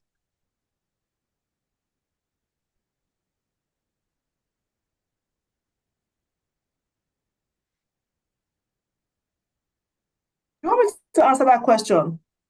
Yes, please answer the question. Okay, awesome. So the truth is that easier said than done. It sounds easy when somebody is saying, "Oh, get them, teach them, whatever." Mm-hmm. Even for me, for the longest time, my husband was not doing a whole lot of things. And would I say I will fight you, I will leave you, or will marry to end because of that? No, I will not. You have to just make things work for the best. You do the best you can in your situation. It gets frustrating. And what I see that works with men is that men are not as emotional as we are. They work more with reasoning. Sure. And then they also work better when somebody else is bringing that information to them. So something you've told your husband and he says, no, this, no, absolutely not. When he sees somebody he admires or looks up to doing that same thing, he's like, wow, all of a sudden, that idea that he frowned at is now a fantastic idea. So having family friends, for instance, where this man is there's this family friend I have who's extremely hands-on. And what I tried to do very intentionally was to try and get him and my husband to become friendly. I would invite him over and all that, just so he could say, this is a very successful man, extremely successful, doing so well, but he's extremely hands-on. He's the one that does school runs, he's the one that does X, Y, Z. And he does, began to see that this is actually not something that is such a bad thing. And so that helped. But at the end of the day, if the person isn't going to change, I don't even know. Some people are just set in their ways. Acculturation is a big thing. If you've been raised in a particular culture, you see that this is how it's done. Then get help from those who are willing to give you the help. If it means you having the support system, your neighbor. Something I started doing recently, I have this neighbor, our children are in the same school. Just to give an example. So I thought, why am I always going to do school runs and do school pickup for my last born when she has a child in the same school? I said, okay, you know what? I approached her and said, I will drop in the morning I'll drop them and then you can pick them up. And she was like, of course, with all pleasure, I will do that. So find ways of helping yourself. Ask for help if it's not offered to you. Ask for help if it's not offered to you. And so with that spouse, if you see this person is so set in his ways, it's going to cause problem. I've tried every technique I know. I have used, I have tried to hint him. I have been gentle. I have done it this way. I don't nag. I don't do X, Y, Z. But yet, he does not understand why he should do certain things. Then you've done all you can do. The Bible says if you've done everything you can do, you stand. Just keep standing and look for those who are willing to help you and come in. And hopefully, in time, the person will get the full picture and say, oh, this is why. Because a lot of men, what happens to a lot of men later in life is that they feel bad because the children have gravitated towards the mother. I see that happen so many times. And they were just in the life of the child as a sponsor. Maybe they just come, they pay school fees, they pick in, they pick out, and there's no real connection or relationship with that child. They get jealous of the mother. But it was your doing. You had that opportunity to, be part of the child, but for whatever reason, your orientation, your mindset, your beliefs, try your best as a wife without nagging to see how you can help change those limiting beliefs and mindsets, with the person that you're doing life with. Try and find, like I said, most times when you try to do it in that nagging by force way, they work. Most times the subtle, whatever, using mentor figures or other people, even praying about it, prayers do work. At times, I remember there was this meeting, that I went for, with my husband. Something I've been trying to tell him for a long time. So the men were spoken to by men, the women were spoken to by women. He came out, and what I had been telling him, he was like, oh, honey, this thing, oh my goodness, oh, I'm so sorry. And I was like, wow. So you need a fellow man to tell you, for you to understand and internalize it, So there's no one-size-fits-all situation in these scenarios, unfortunately. Some people just have it. That's some men that you don't have to tell them anything. From day one, they are willing and they are able, even if they're not raised that way. And there are some, they are able, but they're not willing. So you just try to use different techniques, pray about it, try and use mentors, and then you just hope that the person gets the picture. But you know what? Even if the person is not on board, get the help you need. It's so important. Thank you so much. Thank you. Hope that was helpful for you. Thank you. So, Dr. Chidi, we have this question for you. When breastfeeding, someone is asking, when breastfeeding, some part of my nipple gets clogged. Sometimes, and it is really painful, but gets better if it manages to open and milk flows out. After a short time, it gets clogged again. Go on, I'm coming. It gets clogged again, and this makes sorry about that. After a short time, it gets clogged again, and this makes breastfeeding painful. What could be the cause, and what can I do to help or ease the pain when this happens? Okay, so There could be a few factors that can lead to this. One is like something that you may not really be able to control, which is like the way your duct has formed around them. So there is a lot, like this is like so much going into like the microbiome of our breast, the mammary glands, all of those things. So sometimes the way your duct may have formed can lead to it can lead to a specific like constriction on the duct of a specific area, and that can lead to frequent and recurrent clogging of milk, because when the duct just constricts, it prevents the milk from flowing forward. And then another thing that can cause this is when the milk consistency can get thick over a specific area. So in terms of clogged ducts, like when it just forms like, I don't know if you've seen those things, like when milk just sits in one place and it forms like this very thick thing, and it's hard for that thick thing to kind of flow through the ducts. So, and then the third thing I would add is the bra that you're wearing. So when you're wearing a bra that's kind of like constricts or causes a place not to free flow as others, that can also lead to this kind of clogged ducts. So how do you manage these things? The one that has to do with like the thickness is something like lecithin. Taking something like lecithin can help thin the consistency of the milk, reducing the frequency of clogged duct. Another thing that you can do for all of them is this I cannot explain, but it's kind of like called breast gymnastics, where you kind of like, I will not explain it with the way what I'm wearing, but you can research that. It's called breast gymnastics. It's something that you can do in addition to these things I've said. The other thing is understand that specific area, understand how that duct flows, and not allowing time. So let's assume that is a duct that is flowing from this side, and then maybe your baby is always feeding from this side. I don't know if you're seeing me, but anyway, the duct anatomy is one way, but your baby's feeding is another way. So that means your baby is emptying a specific way. So changing the positioning of your baby, if you understand where that duct may be coming from, changing the positioning of a baby during each feed and frequent feeds to always make sure they drain that part, limiting the time it will take for milk to sit in that duct and then clog. And then bra, make sure you're wearing a nursing bra. Bras that are constricting, bras that is kind of putting pressure anywhere, you need to make sure you're not using those.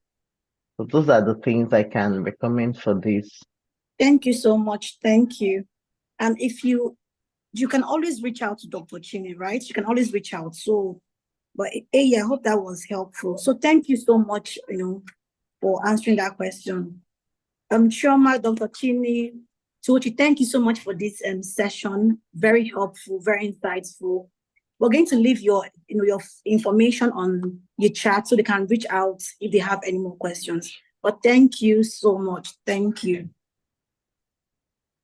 So, are there moms that want to share what they've learned, or just share something basically? The idea of the reason why we're here today is not just to listen or just learn, but the most important thing is for us to live here and go take actions. We keep encouraging us. You're here today, you're learning, you're even unlearning and relearning some things. So when you go home today, please begin to look inwards, self-reflect, and ask yourself, what areas in my life, okay, based on everything we've covered on day 2 and day 1, that I need to start taking actions, or that I need to start looking inward and begin to make changes. And I think it's very important for us to do that. The speakers today, they were just amazing. I've learned so much. And there's something that Chioma said. She said, when you come to sessions like this, don't just pick learning, because these informations are there to change our lives for the better. So come here, soak in all those information, and make sure you go home and then water yourself, plant, water, so that we can begin to see those fruits in your lives, not just us, but even yourselves, those around you, your children, your husband, right? So thank you so much. So we are going to, I don't know, before we have a gift for the most engaging participant today, one of our audience member, Glory. If Glory, if you're here, please reach out to Tochi, okay?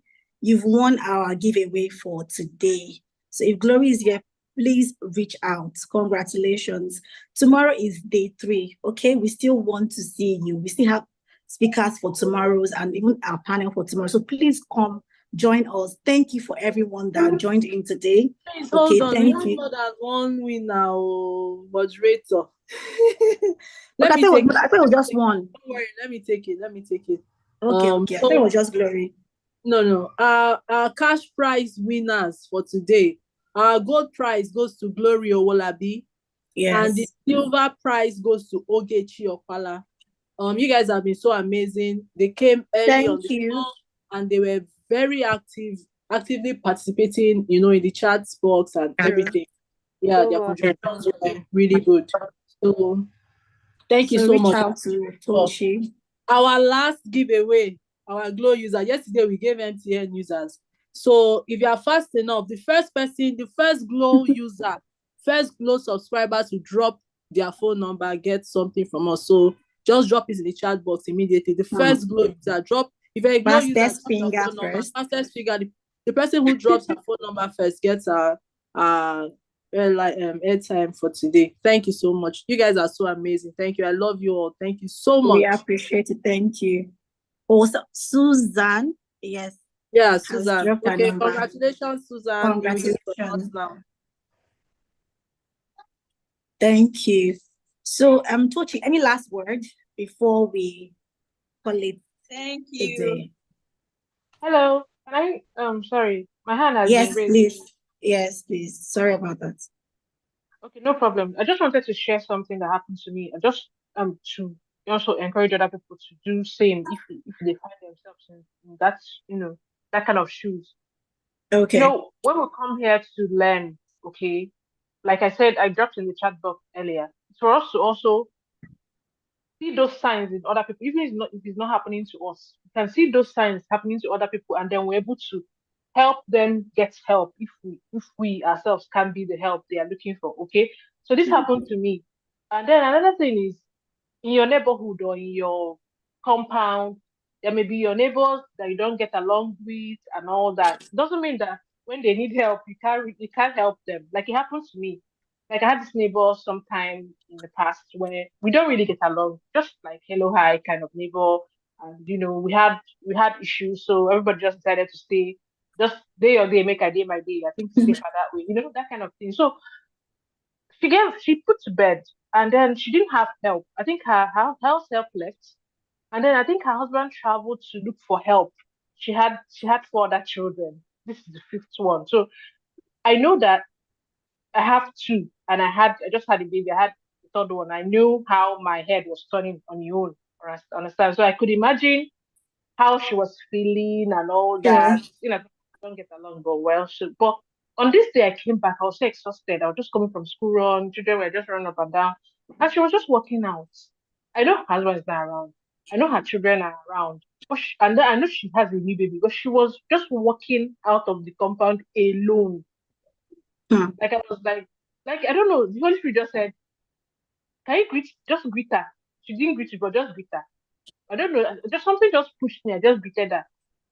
You will not believe what I heard. Like she started saying things that I didn't understand, like incoherent things, like somebody's about to go off the handle. Like I was like, what's happening? Just hold on.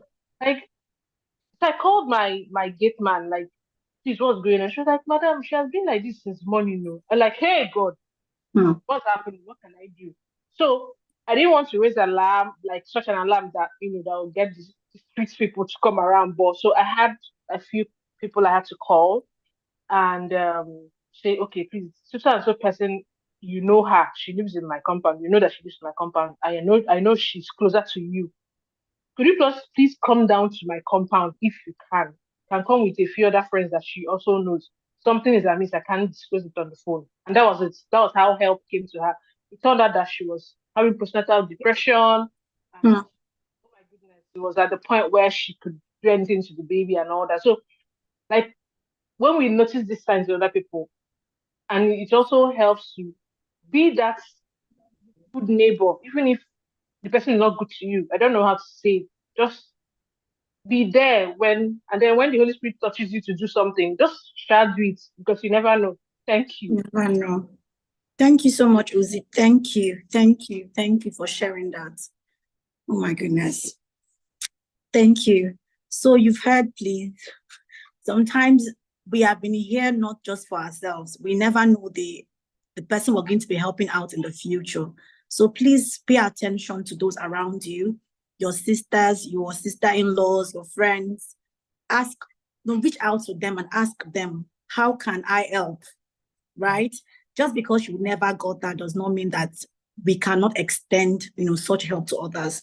Things are happening, yes, things are happening. And I think one thing I love about being a mom is that, and being in this kind of community is that you just knowing that you are not alone on this journey, and knowing that whatever struggle you're experiencing, someone is also experiencing, maybe not similar situations, but it could be something else. But there's just this thing that you just feel better knowing that I am not alone. Okay, so we want you to know that you are not alone. We're here to help. So please make sure, if you're not in the community, go to Tochi, follow our Talking Momstress on Instagram, and join the community.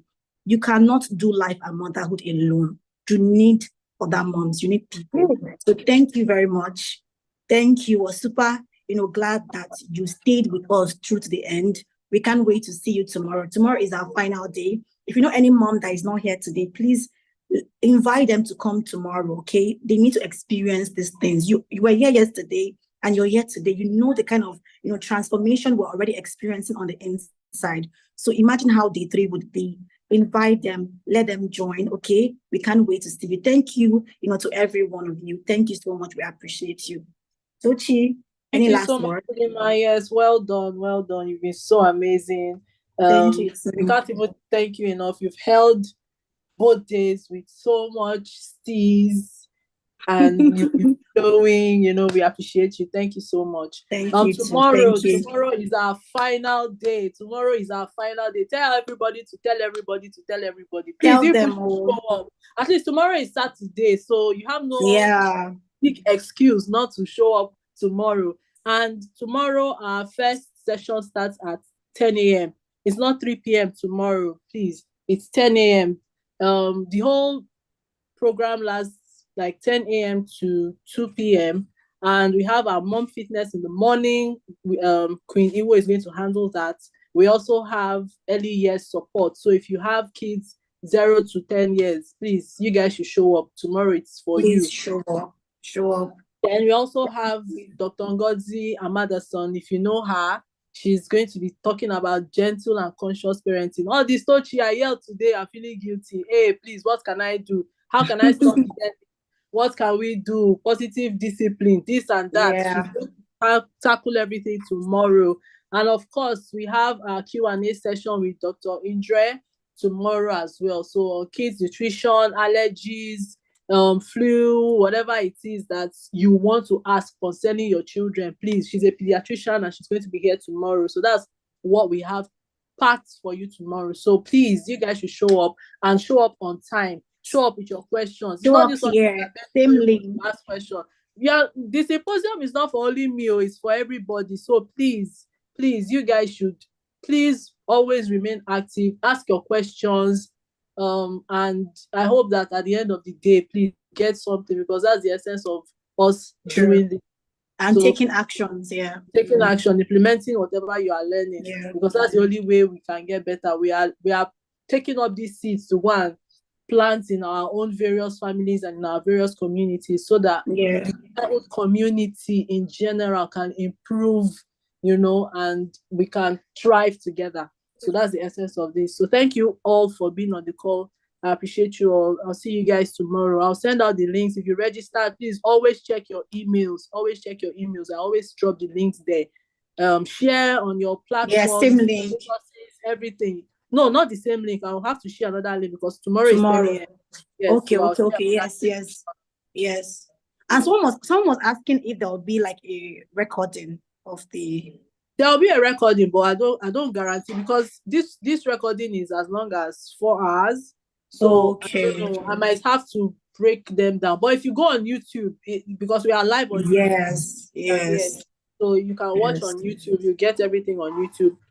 Talking Momstress, I think that's our YouTube channel. Subscribe as well. Thank you all so much. I love you all. Thank you, thank you, thank you, thank you. See you tomorrow. I'll see you all tomorrow. Enjoy the remaining of your weekend. It's Friday, TGIF. So you guys should So go you guys and should Netflix take the and chill. weekend self-care. This is an opportunity for you to let your hair loose. Please don't hold yourselves back. Thank you.